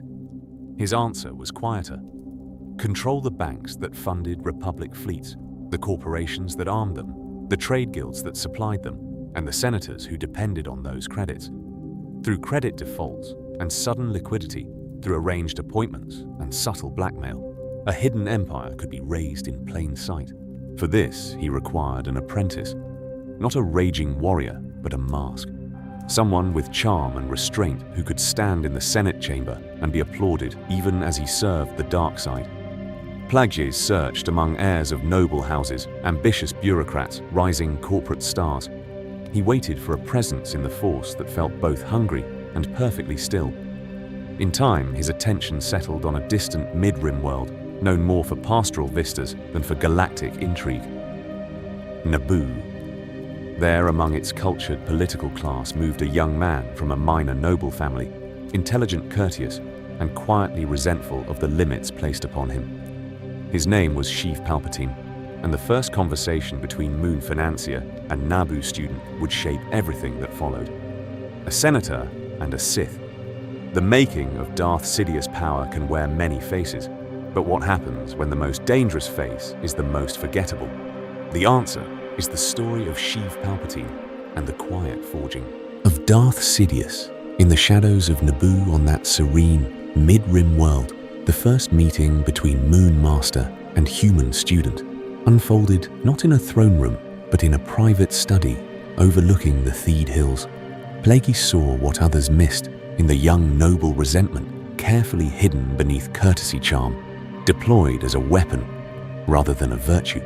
And beneath it all, a cold, latent power in the Force that hummed just out of conscious reach. This was not the raw fury of ancient Sith warriors. It was something more controlled, more patient. What followed was a conversation that began with economics and political theory and drifted gently toward philosophy, power justice, and the limits of the Republic. Plagueis pressed Palpatine on his frustrations with Naboo's ruling class, the Senate, and the Jedi Guardians, who claimed to protect peace, yet tolerated corruption. When the mask finally slipped and the young man's hatred surfaced, the moon did not recoil. He encouraged it. He revealed the existence of the Sith, the rule of two, and a path where resentment could become strength. In that moment, apprenticeship was offered and accepted. Palpatine took the name Darth Sidious, binding himself to the dark side, even as he retained his public identity. As a studious off-world delegate, he remained outwardly polite, bookish and deferential. The ambitious but unthreatening political climber who attended receptions, quoted constitutional clauses from memory, and listened more than he spoke. Few suspected that each courteous bow concealed a Sith acolyte, memorizing every weakness in the room. Under Plagueis, training split into two parallel lives in secret. Sidious learned to bend the Force toward manipulation and foresight, meditating on future conflicts, sensing tiny shifts in galactic currents on Coruscant and in hidden sanctuaries. He practiced drawing power from anger and fear until the first arcs of crackling Force lightning leapt from his fingertips. Each success reinforced the lesson that the dark side rewarded control as much as passion. At the same time, Plagueis drilled into him the arts of rhetoric, diplomacy, and networking. Sidious studied senatorial procedure, banking regulations, and trade law with the same intensity he brought to Sith. Incantations. He learned how a delayed vote could be more decisive than a battle, how a well-placed compliment could move an entire committee over time. This dual education would shape a predator perfectly adapted to the Republic's decaying institutions. Most importantly, Plagueis taught patience. The rule of two demanded decades of planning, not open war for the next 1,000 years. The Sith had survived only by restraint. Sidious was instructed to cultivate allies among Naboo's elite charm off-world investors and quietly map the fault lines in Republic politics. Every scandal, every distant border dispute was a data point in a grand design, yet in true Sith fashion, beneath respect, admiration, and shared purpose. Another lesson took root. Sidious listened when Plagueis spoke of cheating death and controlling the very fabric of the Force, and he measured his master's growing arrogance. One day the moon would cease to be a mentor and become an obstacle, and Sidious understood that the perfect moment to remove an obstacle was often the moment it felt safest in the years ahead. That moment would arrive amid celebration and rising senatorial applause. Killing the master, Sidious takes the line for himself. Power is most dangerous when it convinces its holder that the struggle is over. But what happens when a Sith master believes the war for the galaxy has already been won? The answer is the night Darth Plagueis chose to celebrate. It came on Coruscant, in a high tower far above the streets, not in a temple or battlefield, but in a luxurious apartment filled with soft light and rare wine. Plagueis the Wise now believed the grand design of the Sith was nearly complete. His apprentice had become a respected Naboo senator. The Republic was paralyzed by corruption and fear, and the Jedi could not sense the true source of the gathering dark side. Over time, Plagueis had grown certain that the rule of two was evolving. He spoke of ending the cycle of betrayal, of master and apprentice ruling together forever, cheating death itself. He allowed himself to relax just once in galactic history. He drank heavily, he slept deeply, and he trusted in the loyalty of the man who stood at the window watching the city glow. That man was Sheev Palpatine. Darth Sidious, fully awakened to his own power and fully aware of Bane's ancient lesson. For thousands of years, the Sith survived because each generation was willing to destroy the one before it. What followed was not a duel of blades or a storm of Force lightning, but something colder and more intimate. As Plagueis slipped into unconsciousness, Sidious simply began to kill him. Some accounts speak of the apprentice using the Force to choke the moon in his sleep. Others describe waves of suffocating, Pressure, crushing lungs and stopping breath. The details change, but the pattern does not. The master was helpless. The apprentice was calm, and the dark side was utterly silent. In that quiet room, the story of the Benite line reached its inevitable conclusion. Sidious fulfilled the rule of two. In its purest form, he ended the life of the only being who truly understood the full scope of the Sith plan, then took it all for himself, with Plagueis dead. Palpatine became the sole Dark Lord of the Sith, inheriting hidden accounts, corporate empires, secret cults, and a lattice of galactic influence laid over centuries. This was more than a change of leadership. It was a shift in philosophy.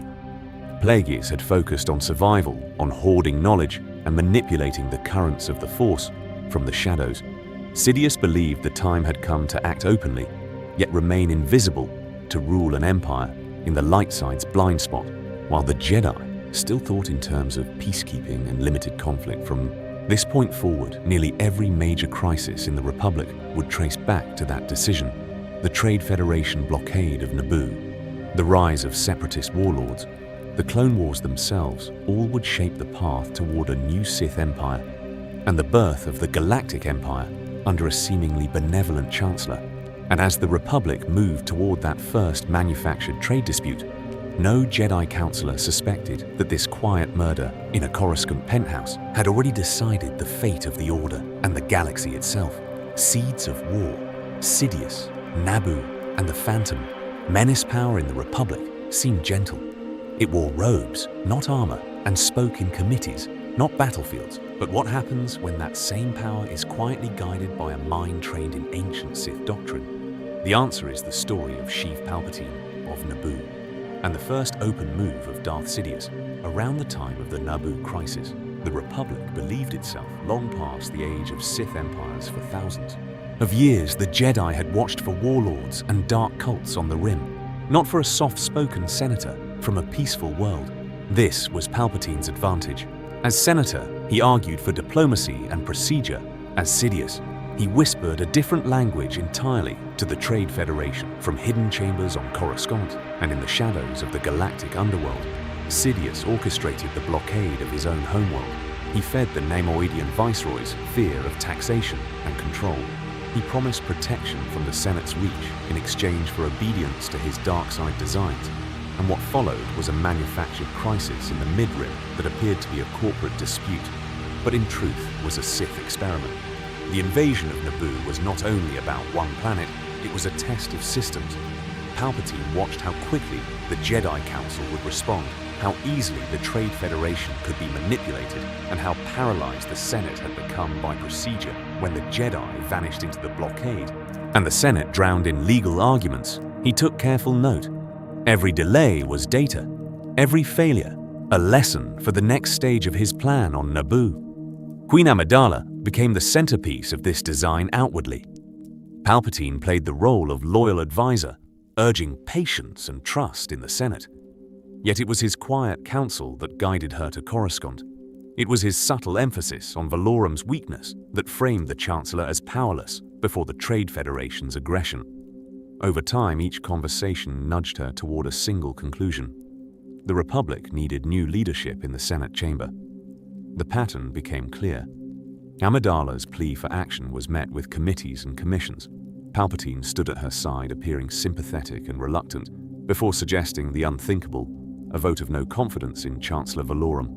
This single procedural act would shape the future more than any battle. It shattered the existing balance of power and opened the path for Palpatine's own nomination as Chancellor. All the while, the Jedi searched for a phantom menace, a hidden Sith presence behind the Trade Federation's boldness. They sensed the dark side clouding events. They debated ancient prophecies and the return of enemies thought extinct. Yet the Sith Lord they hunted sat in plain sight, wrapped in senatorial robes and polite smiles, speaking of peace while engineering conflict. This was only the opening move.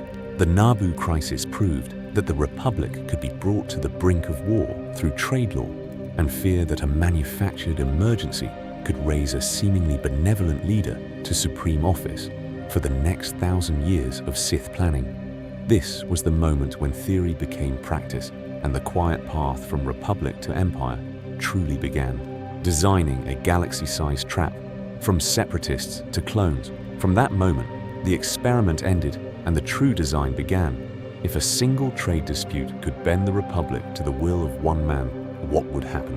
When an entire galactic war was placed in his hands, the answer was the story of a conflict built from the ground up by a single Sith Lord. Around this time, an old name returned to the Jedi archives. Count Dooku, once a respected Jedi Master and mentor to Qui-Gon Jinn, walked away from the Order, disillusioned by corruption in the Senate and complacency in the Council. Many believed he had simply retired to his ancestral estates on Sereno. In truth, he had fallen under the influence of Darth Sidious and taken a new title, Darth Tyrannus, a cultivated aristocrat on the surface, a dark side warlord in the shadows. What followed was the careful construction of a believable enemy through Dooku. Sidious gathered the corporate guilds that had profited from the Naboo crisis, the Trade Federation, the Techno Union, the Banking Clan, the Commerce Guild, along with ambitious warlords and disaffected systems. Each had grievances, each sought power and profit.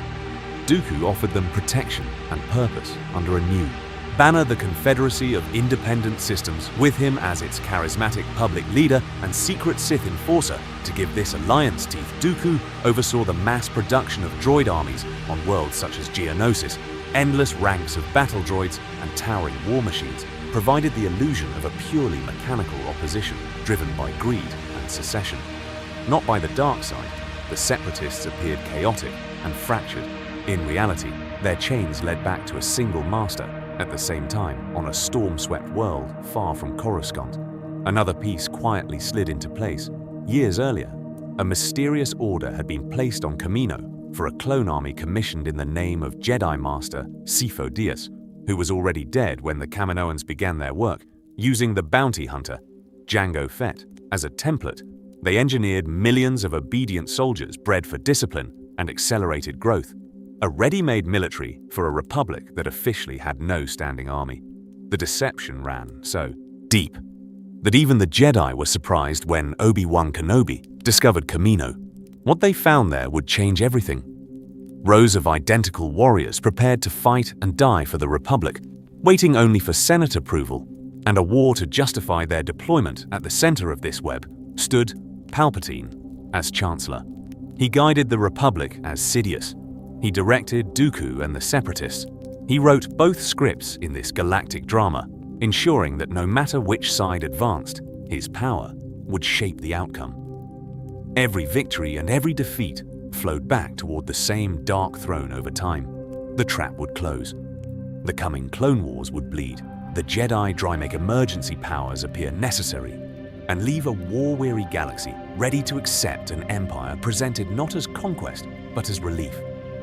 The Clone Wars, a chess match. Only one player could see power corrupts. But what happens when that power commands both armies in a galactic war?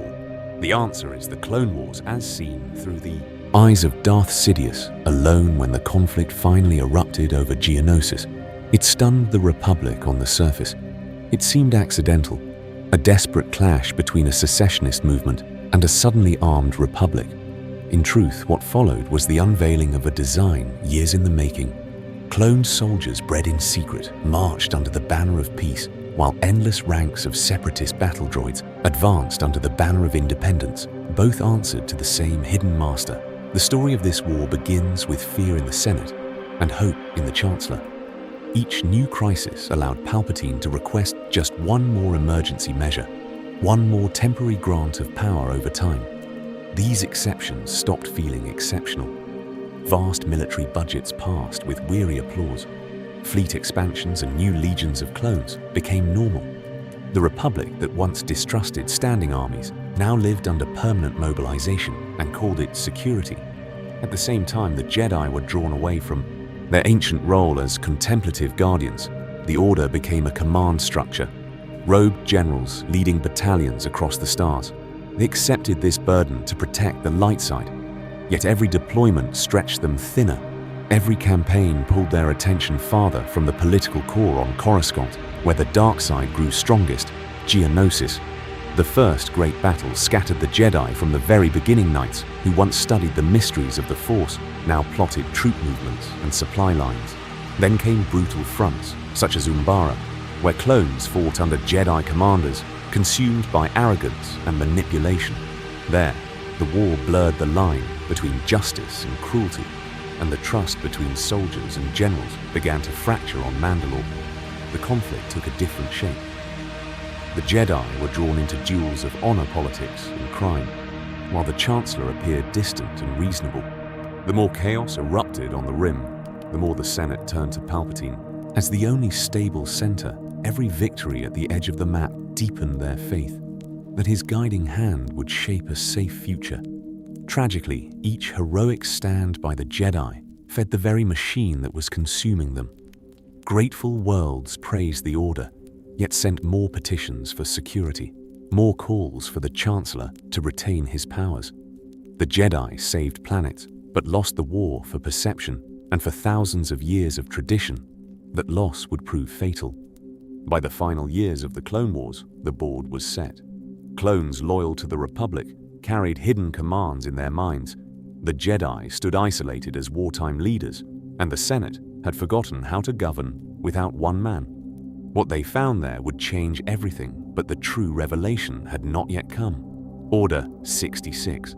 A single phrase, 1,000 betrayals. What they found there would change everything, but the true revelation had not yet come. It waited, not in a forgotten tomb or ancient holocron, but in the minds of millions of soldiers bred for obedience and war.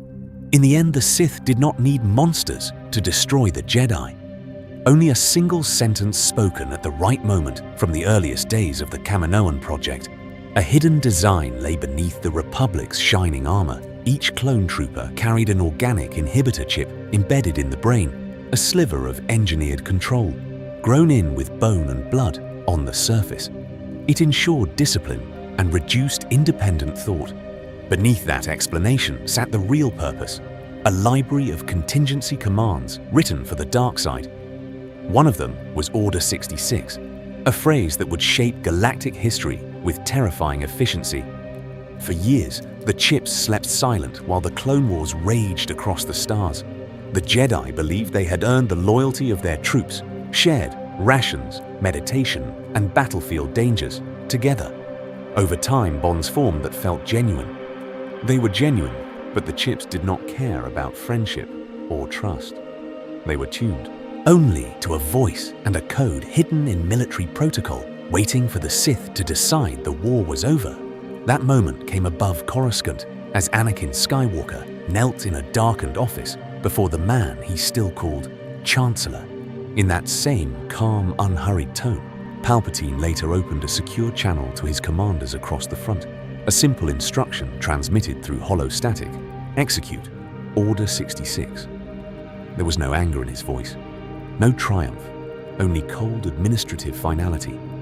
What followed was a quiet shudder in the Force as millions of minds snapped into alignment on Utapau clone rifles lifted from General Kenobi's back. The friendly banter of moments before replaced by silent crosshairs on Felucia. Luminous Fingays swayed gently as Isla Secura walked ahead, never sensing the blaster muzzles leveling behind her on Kashyyyk. The roar of Wookiee war cries mingled with sudden cannon fire as Yoda's own troops turned their walkers toward him across 100 worlds. Similar scenes unfolded the story of each betrayal. Different, the outcome the same. Jedi cut down by those they had led into battle. For thousands of years, the Order had stood as guardians of the Republic. Now, in a matter of hours, it was broken, not by some invading Sith Empire, but by its own defenders, manipulated from birth by a hidden master. This was the fulfillment of Darth Bane's vision, the rule of two, flowering at last in a single terrible night. The Jedi fell. The Clone Wars neared their end, and in the Senate chamber, Palpatine prepared to unveil the final shape of his new order to thunderous applause. The birth of the Empire. Applause for a Sith victory. Power reshapes itself most effectively when it appears to be weakness, and nowhere in galactic history is that more evident than in the Senate chamber at the end of the Clone Wars. The story of the Sith does not culminate in a battlefield drenched in fire. but in a hall of polished marble, and hovering repulsor pods where applause drowns out the last quiet warnings of the light side. In that moment, Palpatine appears before the Senate, scarred and cloaked his face, a map of supposed suffering, the burns from his own dark side. Lightning now framed as wounds inflicted by treacherous Jedi. He speaks slowly, voice weighed down by exhaustion, presenting himself as a loyal chancellor, barely clinging to power after surviving an attempted coup.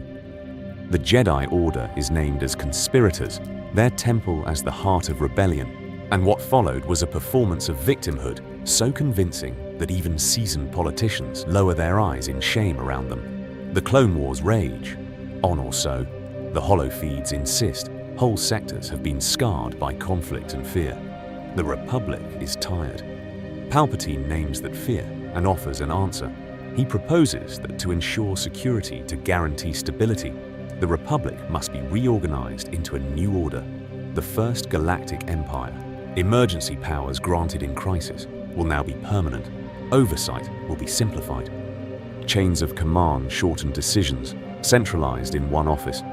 His own expectations suggest that the birth of a Sith Empire should come with black banners and chanting acolytes. Instead, there is procedure. There are votes. There are cheers. Senators rise in their pods, some with tears of relief streaming down their faces. Worlds that have known only war for 3 brutal years hear the promise of peace, and they stand to applaud what they found that would change everything. Not a tyrant seizing power by force, but a weary savior, accepting authority by popular demand over time. Historians would point to this session as the hinge of an age, but in that chamber it feels almost gentle.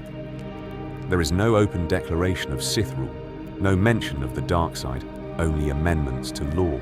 Emergency measures extended a new title, spoken aloud, for the first time, Emperor. The transition from Chancellor to Emperor is framed as continuity, not revolution.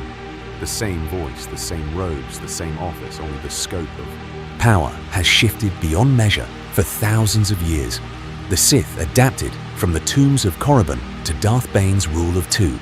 Their strategy would shape the fate of the galaxy, hiding in shadows, while the Jedi watched the wrong borders, now in one quiet vote. That long design reaches its end. This is the culmination of every secret apprenticeship, every whispered lesson in the dark. The Jedi are gone. The Senate is cheering, and the Sith have won without ever needing to say their name. And yet, on distant worlds, surviving Jedi sense a disturbance in the Force, understanding too late that this act of mercy would reshape galactic history. The Republic did not fall in war. It signed itself away in relief. The next chapter of this empire will not be written in applause, but in fear. Master and monster, Palpatine, Vader, and rule by fear, in the quiet that follows celebration power, reveals its true face.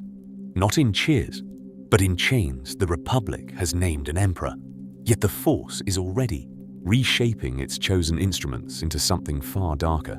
The story of Anakin Skywalker's fall is often remembered as a tragic break, but in truth, it was the culmination of a patient design for years before the Clone Wars. The mild senator from Naboo had studied the gifted boy from Tatooine Palpatine, watched Anakin's anger at injustice, his fear of loss, his desperate need for control. He fed those wounds with praise and secret counsel until the Jedi's prophesied chosen one trusted the Chancellor more than the Order when the war reached its bloody climax and Anakin stood over a dying Mace Windu. What followed was not a sudden corruption but a final step in a path laid stone by Darth Sidious in the burning light of Coruscant's office. Anakin accepted a new name, Darth Vader, and with it a new purpose. He became the Emperor's Fist, a towering black silhouette that moved through the galactic night-hunting survivors of Order 66.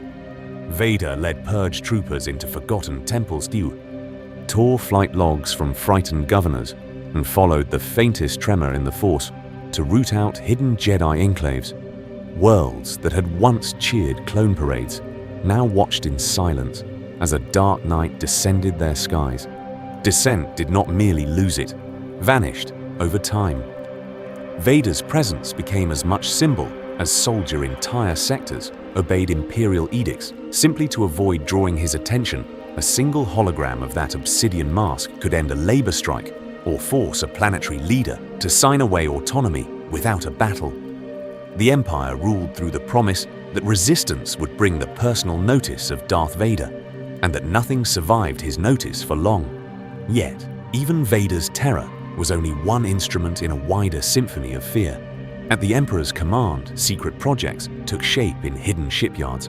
The Death Star was not simply a battle station, it was a philosophy, made metal, a moon of durasteel and kyber, meant to broadcast inevitability to every rebellious or world. When Alderaan's destruction echoed through the Force, the message was clear. War was no longer a contest, it was a demonstration of futility around this Iron Core. Palpatine wrapped layers of cold bureaucracy. Regional governors replaced local senates, moffs and grand moffs carved the galaxy into obedient fiefdoms, while the ISB and Imperial intelligence listened for treason in every transmission, even without the Emperor's direct presence. His will would shape policy tariffs, military deployments, and propaganda on worlds he would never visit, and in the shadows beyond even Vader's awareness. Contingency plans multiplied secret vaults on Jakku-coded orders to loyalists cloning research in forgotten labs. The Sith Master, who trusted no one, prepared for a future in which apprentices failed and empires fell. The next phase of his design was already waiting for the day his own death became merely another move in the game. Echoes of Korriban, ancient Sith in the age of the Empire. Palpatine's contingencies were not only bureaucratic codes and hidden fleets, they were also rooted in something far older than the modern Republic. In his hands, the ancient obsessions of the Sith met the full machinery of a galactic age. What happens when forgotten tombs and star destroyers serve the same master? The answer is an empire that is both new and impossibly old at the same time. Over time, the Dark Lord, who ruled from Coruscant, reached backward into Sith history for strength while projecting his power through hyperlanes and holonets. Unlike the warlords of Korriban or the hidden masters of Dromund Kaas, Sidious could draw on military databanks, cloning facilities and planet-killing weapons. Yet in secret, he also sought the wisdom and terror of worlds spoken of in legends. Korriban, Moraban, Ziost, Dromund Kaas, each name a wound in the Force. On those dead worlds and in restricted vaults, he gathered holocrons, masks and talismans, some traced to Naga Sado, others to Frida Nador, the shadow of Exar Kun Sith temples that had once trained Massassi legions or sheltered dark councils, now fed a single master, their rituals and echoing chants refined through his own interpretations. What followed was a fusion of sorcery and statecraft, the Emperor meditating in hidden sanctums while fleets maneuvered by his command above. Palpatine's fascination with forbidden rites went beyond curiosity. His studies into essence transfer and life extension whispered of Darth Vitiat's unnatural longevity and of Bane's desperate attempts to anchor his spirit to a successor. In some accounts, the Emperor's chambers on Biss and later Exegol became laboratories of the dark side, where cloned bodies and occult diagrams shared the same cold light there. He deepened his connection to the dark side, not as a monk, but as an engineer of immortality, designing a future in which death became another tool. This reverence for ancient intimidation shaped the face of his empire as well. Imperial architecture did not emerge from nothing. Its stark corridors and endless chasms recalled the monumental symmetry of old Sith strongholds. The Senate transformed into a black spire, the Imperial Palace rising where the Jedi Temple once stood. Turbo lift shafts and throne rooms, arranged to dwarf visitors and frame the Emperor as the sole point of focus. These were modern reflections of the canyons and pyramids of Korriban, reimagined in durasteel and transparasteel. Around him, the Inquisitorius and other dark side adepts formed a pale imitation of the grand Sith hierarchies of the past. In earlier ages, dark councils, triumvirates, and cultic armies had enforced the will of their lords, now masked. Inquisitors hunted Jedi survivors, and Force sensitives across the stars answering to a master who denied them the full title of Sith. They were echoes of Massassi legions and Sith assassins, diluted yet still deadly. In this way, the Galactic Empire became the latest expression of a dream that had endured. For thousands of years, a galaxy ordered through fear, ruled from the shadows by a master of the dark side. The story of Palpatine is not only the tale of a clever senator, it is the culmination of an ancient design updated with starfleets and cloning tanks. The next phase of that design would ask a final question: could the Sith make even their own extinction serve their return? The fall of the Emperor, death, clones, and contingency. In the end, the question of Sith extinction was answered above a forest moon at the edge of the Outer Rim, around 4 years after Yavin II Death Star hung over Endor, a half-finished symbol of Imperial power. There in the Emperor's throne room, the long arc of the Rule of Two met its crisis point. Palpatine watched the battle through the transparent steel windows, confident that the rebel fleet and the ground assault would fail. As planned, his design was elegant. The trap would break the alliance and force Luke Skywalker to embrace the dark side through a rage and despair. Palpatine goaded the young Jedi, inviting hatred with every bolt of crimson lightning he poured into Luke's body. The Sith had always trusted in fear, in pain, in the corrupting gravity of the dark side. What they had never trusted was compassion. The moment came when Vader looked from master to son and chose to lift Palpatine in his arms. This act of mercy would reshape galactic history. Thrown down the reactor shaft, the Emperor's body was consumed in light and fire to the galaxy. It appeared that the dark reign was over. The Death Star exploded. The Empire fractured, and for a brief moment it seemed the Sith had finally destroyed themselves. Yet unlike many of his predecessors, Palpatine had not built his empire on the assumption of invincibility. He had planned for failure as carefully as for victory encoded in secret beacons, and loyal officers were his contingency directives. The most infamous was Operation Cinder, a brutal order triggered by a messenger droid bearing the Emperor's own recorded face. Entire Imperial units were commanded to scorch worlds that had served the Empire well. Naboo, Burnin Kon, even Imperial strongholds were targeted. The message was clear.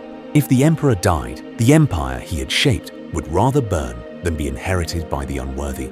At the same time, hidden projects, long in motion, stirred in the shadows. Cloning research begun on Kamino and continued in secret facilities offered the Sith something new. Essence transfer, the idea that a dark side will could leap from dying flesh into prepared vessels.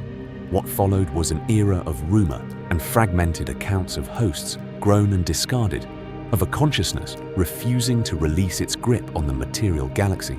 The story of Palpatine's death became less final and more transitional. Far from known space in the cold unknown regions, fleets were gathering during his reign. Charting expeditions had vanished into that darkness, guided by Sith wayfinders. What they found there would change. Everything isolated shipyards, fortress worlds, and the fanatical cult known as the Sith. Eternal waited for a signal over time. These remnants would cohere into something more than scattered warlords, something that believed itself the true heir to the ancient Sith Empire.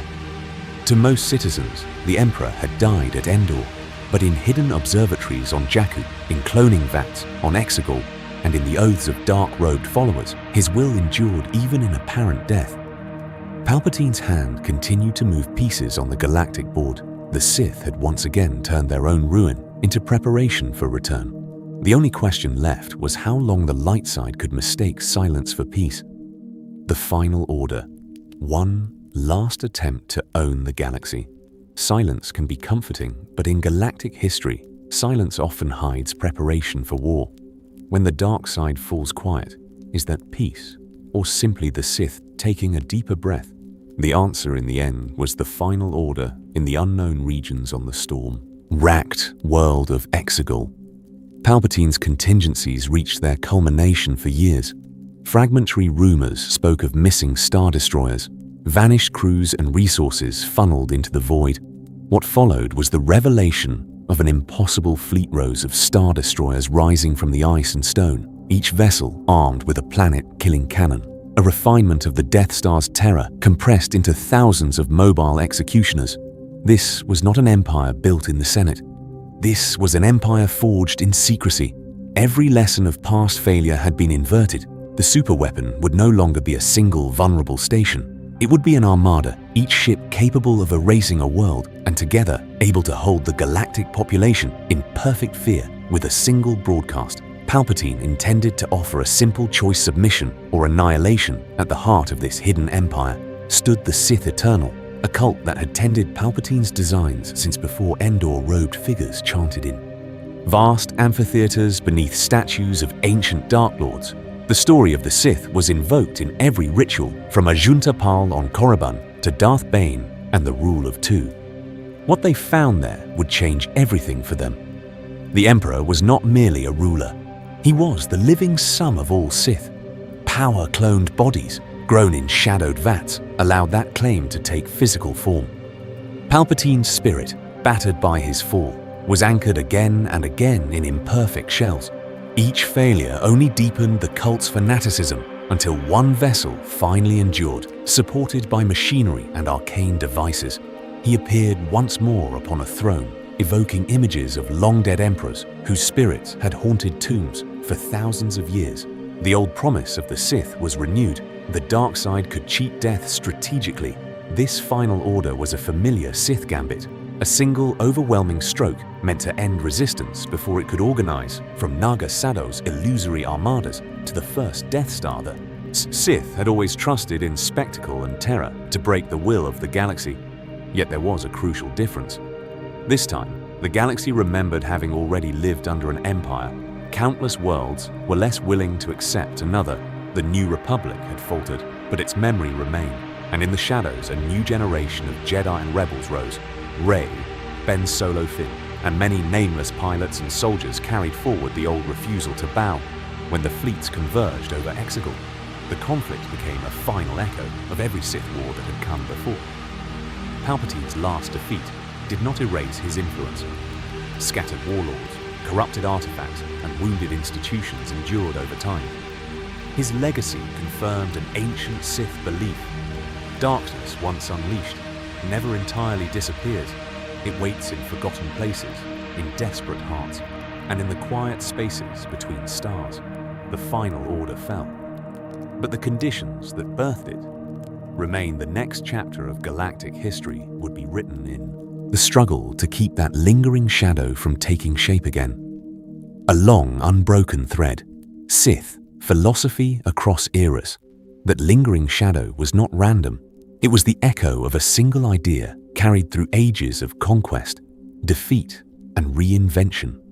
Power corrupts. But what happens when that power flows from the dark side and is guided by patience rather than rage? The answer is the Sith, at their most perfected, in the person of Sheev Palpatine.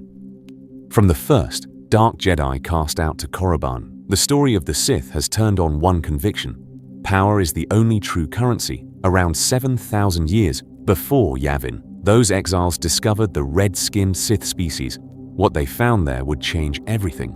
A people already steeped in mysticism and hierarchy became raw material for an empire. The Dark Jedi crowned themselves gods and taught that the Force existed to be bent to personal will. Over time, Ajunta Pal, Tulak Horde, and Marka Ragnos proved that in this creed, mercy was weakness and domination was virtue. For thousands of years, Sith Lords tried to seize the galaxy by open war Naga. Sado hurled fleets at the Republic Exarchon, raised armies. Revan and Malak turned the Jedi's own forces against them. Each time the pattern repeated, the Sith surged into the light side of galactic history and were broken by united Jedi and a frightened Republic. What followed was not extinction, but painful adaptation. The lesson was clear: armies drew attention. Attention brought crusades. In the ashes of one such failure, Darth Bane understood that internal conflict was killing the Sith faster than any Jedi blade. The old empires had devoured themselves in feuds and betrayals. So Bane created the rule of two. One master, one apprentice. No legions of rivals, only a single chain of ambition. Each apprentice was expected to destroy, the master only when stronger, ensuring that knowledge and hatred concentrated instead of scattering for the next 1,000 years. The Sith became a whisper, not an empire. Over time, this new discipline reshaped their methods. Instead of ruling planets, they collected secrets. Instead of building temples, they buried holocrons in forgotten tombs. The master studied galactic law politics and the weaknesses of the Jedi Order. The apprentice learned patience behind a mask. This slow, relentless refinement would shape the line that finally produced Darth Plagueis and his chosen heir on Naboo, a quiet senator named Palpatine. Palpatine's genius was to wrap ancient Sith terror in modern respectability. The old Sith ruled through visible fear chains, whips, super weapons. He ruled through fear hidden in procedure, emergency powers, legal decrees, and orchestrated wars. The Clone Wars were his masterpiece, a conflict where he commanded both Republic and Separatists. Order 66 turned loyal clone armies into executioners with a phrase, and the Senate applauded as the Republic became an empire by vote. Seen from this distance, Palpatine is not an anomaly, but the culmination of a long, unbroken thread. Every earlier failure taught him which moves to avoid every forgotten Dark Lord, contributed a method or a mistake.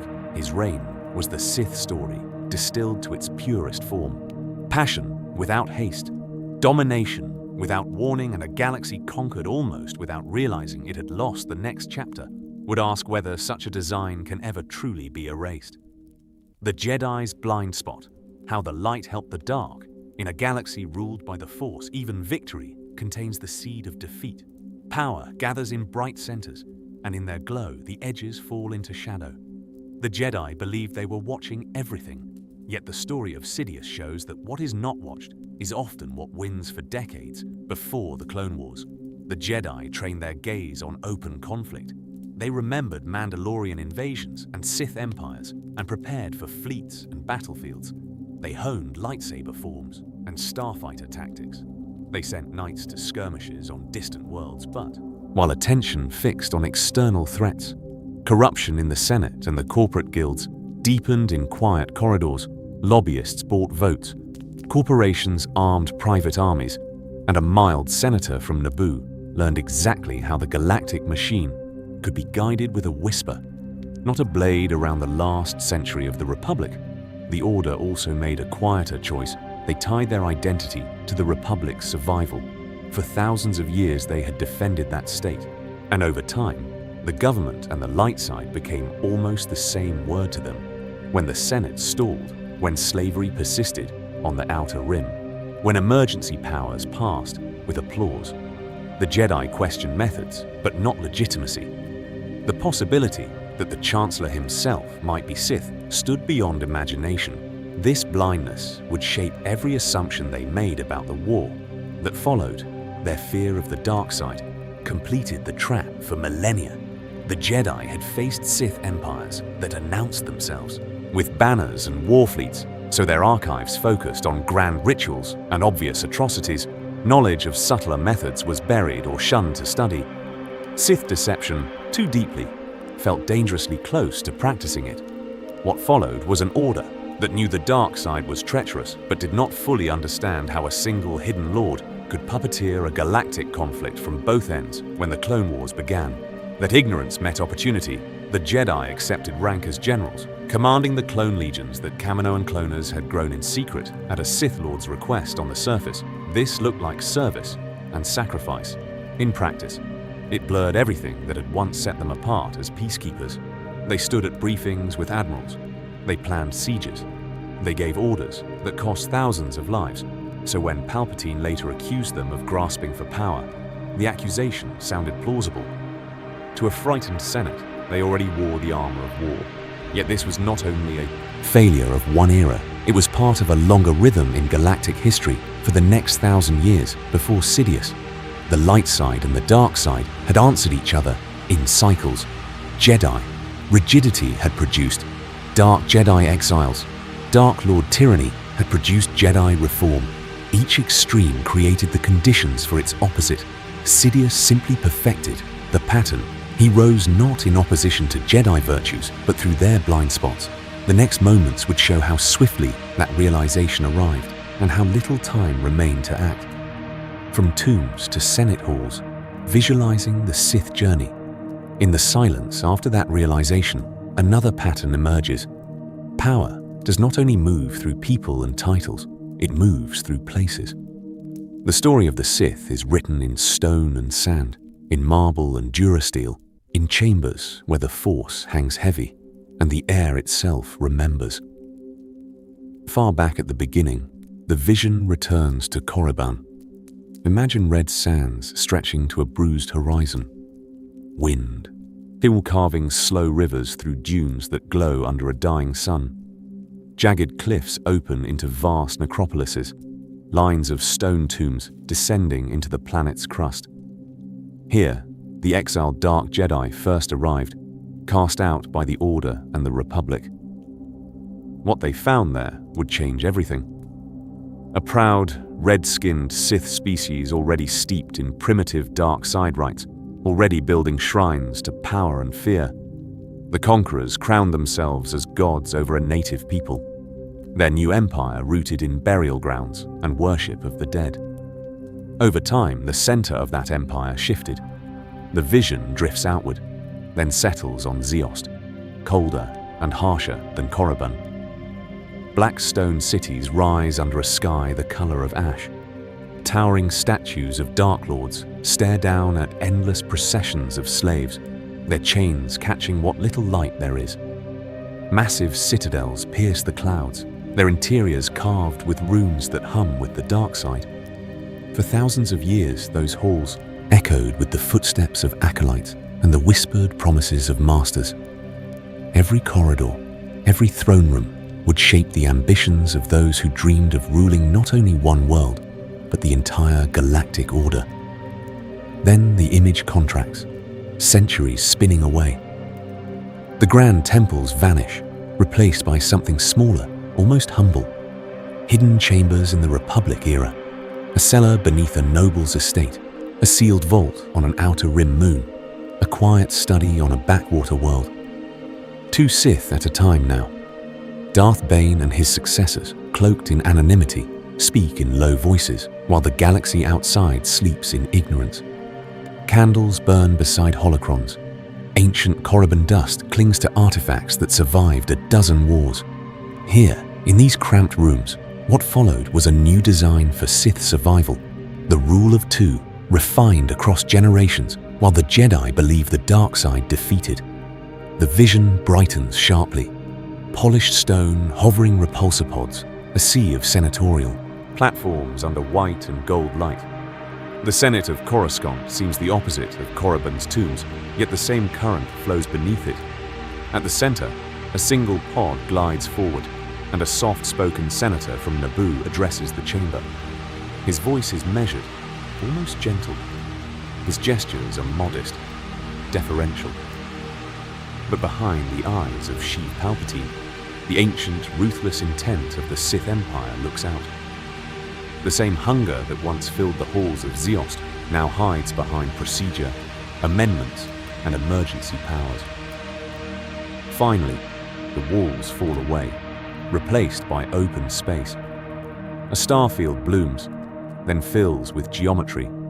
Imperial star destroyers in tight formations, Death Star silhouettes eclipsing distant suns, and beyond them, the jagged wedges and planet-killer engines of the Final Order.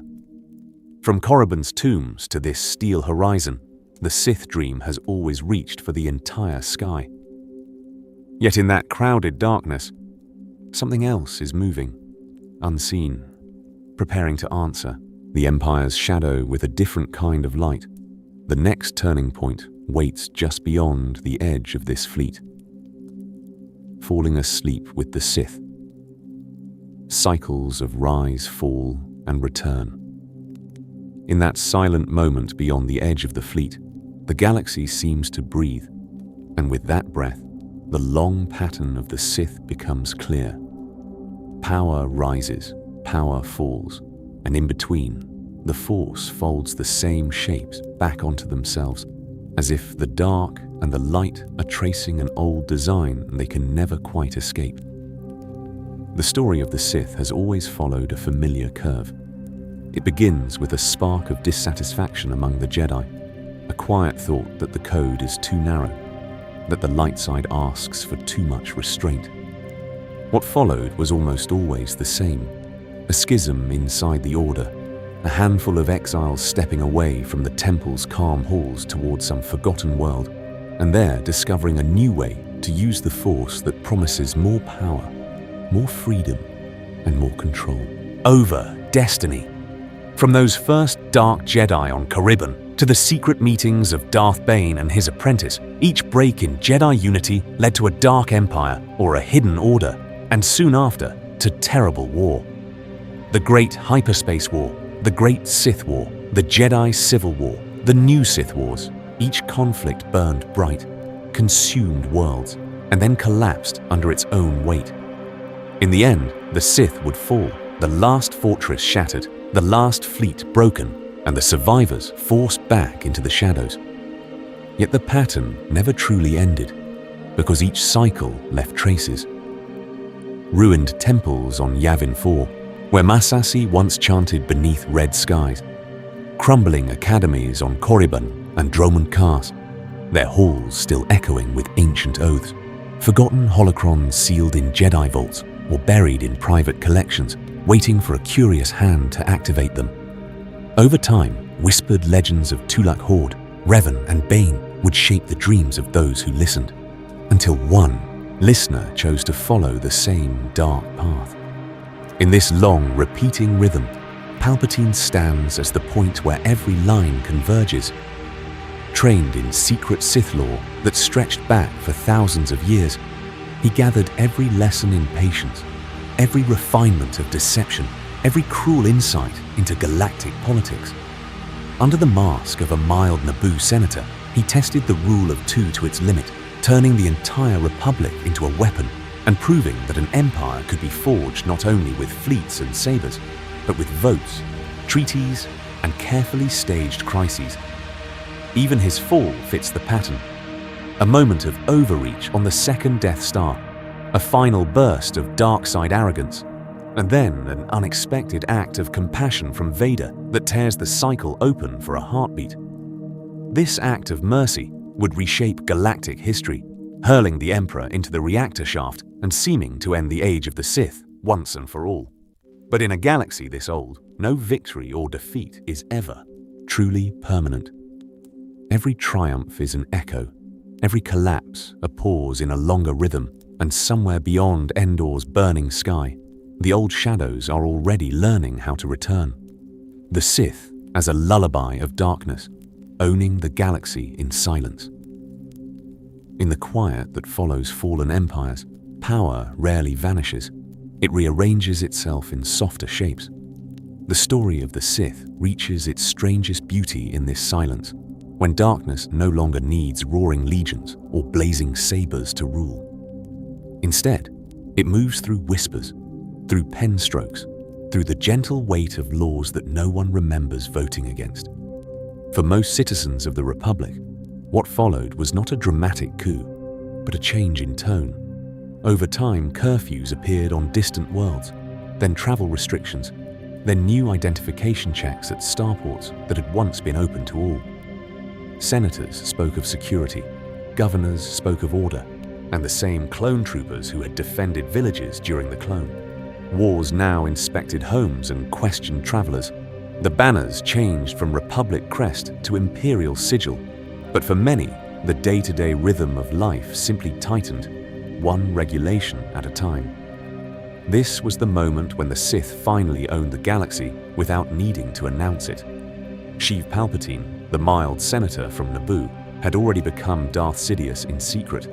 The Clone Wars had been his carefully arranged galactic conflict, a chess match in which he controlled both the Republic and the Separatists. When the war ended and the Senate rose to applaud the birth of the Galactic Empire, the dark side did not arrive with a scream. It arrived to thunderous, willing applause. From the first dark Jedi exiles on Korriban to that Senate chamber on Coruscant, the line is unbroken. For thousands of years, the Sith had learned that open war against the Jedi brought only temporary victories and eventual ruin. Darth Bane's rule of two would shape the long, hidden centuries that followed, teaching patience, secrecy, and the art of striking once, at the perfect moment. Palpatine was the final expression of that lesson, the culmination of every forgotten ritual and every buried tomb. In this era, true power moved while most beings were metaphorically asleep. Emergency powers were renewed in late-night sessions. Surveillance networks expanded in classified briefings. Star systems that had once been proud and independent accepted imperial governors with a weary shrug, telling themselves that nothing important had really changed. The Force still flowed, the stars still burned, and only a few sensed that the entire Galactic Order had tilted toward the dark. Seen from a distance, the Sith become a single, slow lullaby of darkness, humming beneath history. From Korriban's red sands to Coruscant's shining towers, from a Junta Pole to Darth Sidious, their presence is a continuous thread, woven through war and peace alike. Let those images drift now into the background. Ancient temples, Senate votes, clone helmets, and a hooded figure watching it all. Let the noise of empires fade into a soft, distant echo and allow this long, dark song of the Sith to become only a quiet rhythm at the edge of awareness as the mind settles and sleep begins to rise. Drifting beyond the timeline, gentle farewell and future journeys, over time, the noise of empires always becomes memory. The clash of sabers and the roar of engines fade into distant stories told against a quiet galactic night. The story of the Sith in this long timeline has been one of that slow fading and sudden return again and again from the Second Great Schism and the 100-Year Darkness. The path has wound forward exiled dark Jedi, stumbling into the red sands of Korriban and the waiting Sith species. What they found there would change everything. A new empire was born from that meeting, a fusion of conquered natives and fallen Jedi Lords that embraced the dark side as creed and law. For thousands of years, that hidden empire rose and fell through civil war, invasion, and betrayal. Over time, the cycle narrowed. Darth Bane watched the chaos of 1,000 competing masters and made a single, ruthless decision through the rule of two. The Sith would become small, silent and patient. No more armies of Dark Lords, only a master and an apprentice surviving in the shadows. For the next 1,000 years, Bane's design would shape every whisper of Sith power in the Republic. Even when the Jedi believed the enemy extinct, out of that long night came a quiet politician from Naboo, a mild senator whose presence in the Force was carefully veiled. Sheev Palpatine and Darth Sidious were the same man, guiding both the Republic and its enemies. The Clone Wars became his private board of strategy, a galactic conflict arranged move by move until Order 66 fell across the Jedi like a single whispered command in the minds of clone soldiers. What followed was the death of the old Republic at the open, birth of a new Sith Empire without the name Palpatine's rule. His super weapons, his cold manipulation of Darth Vader, and even the contingencies that reached toward the Final Order were not isolated horrors, but the flowering of seeds planted millennia earlier. Each Dark Lord, each forgotten war, each buried temple on worlds such as Korriban and Droman Khas fed into this one era when a Sith finally ruled in the open, and almost no one understood what had truly happened. Through all of it, the Sith remained less a chain of disconnected villains and more a single enduring philosophy, a current in the Force that bends toward passion and control. Adapting to every age, some vanish into spirits in ancient tombs, others sit in Senate or command Starfleets, but the idea endures, waiting for another moment of weakness in the light side to return. There is always more hidden in that darkness. Each individual Sith, each specific war, each lost academy or temple could become its own slow, detailed bedtime. History. The Massassi ruins on Yavin 4. The secret meetings between Darth Plagueis and his apprentice, the forgotten fronts of the new Sith Wars. Each is a quiet corridor branching off from this main path, for those who wish to drift through those corridors in the same calm way. There will be other journeys, timelines of the Jedi, and their rise and fall of Mandalorians, and their endless wars of the Old Republic, and its fragile peace, each told not as noise but as a low, steady current of galactic history that can accompany rest rather than disturb it. As this chapter closes, the galaxy can be left hanging in a single image, a spiral of stars turning slowly in the dark, above countless sleeping worlds, indifferent to Sith or Jedi, to Empire or rebellion. The light side and the dark side move within that vastness, but the stars themselves remain patient and silent, a perfect distant backdrop for quiet thought and for sleep, as the last echoes of this long tale finally fade.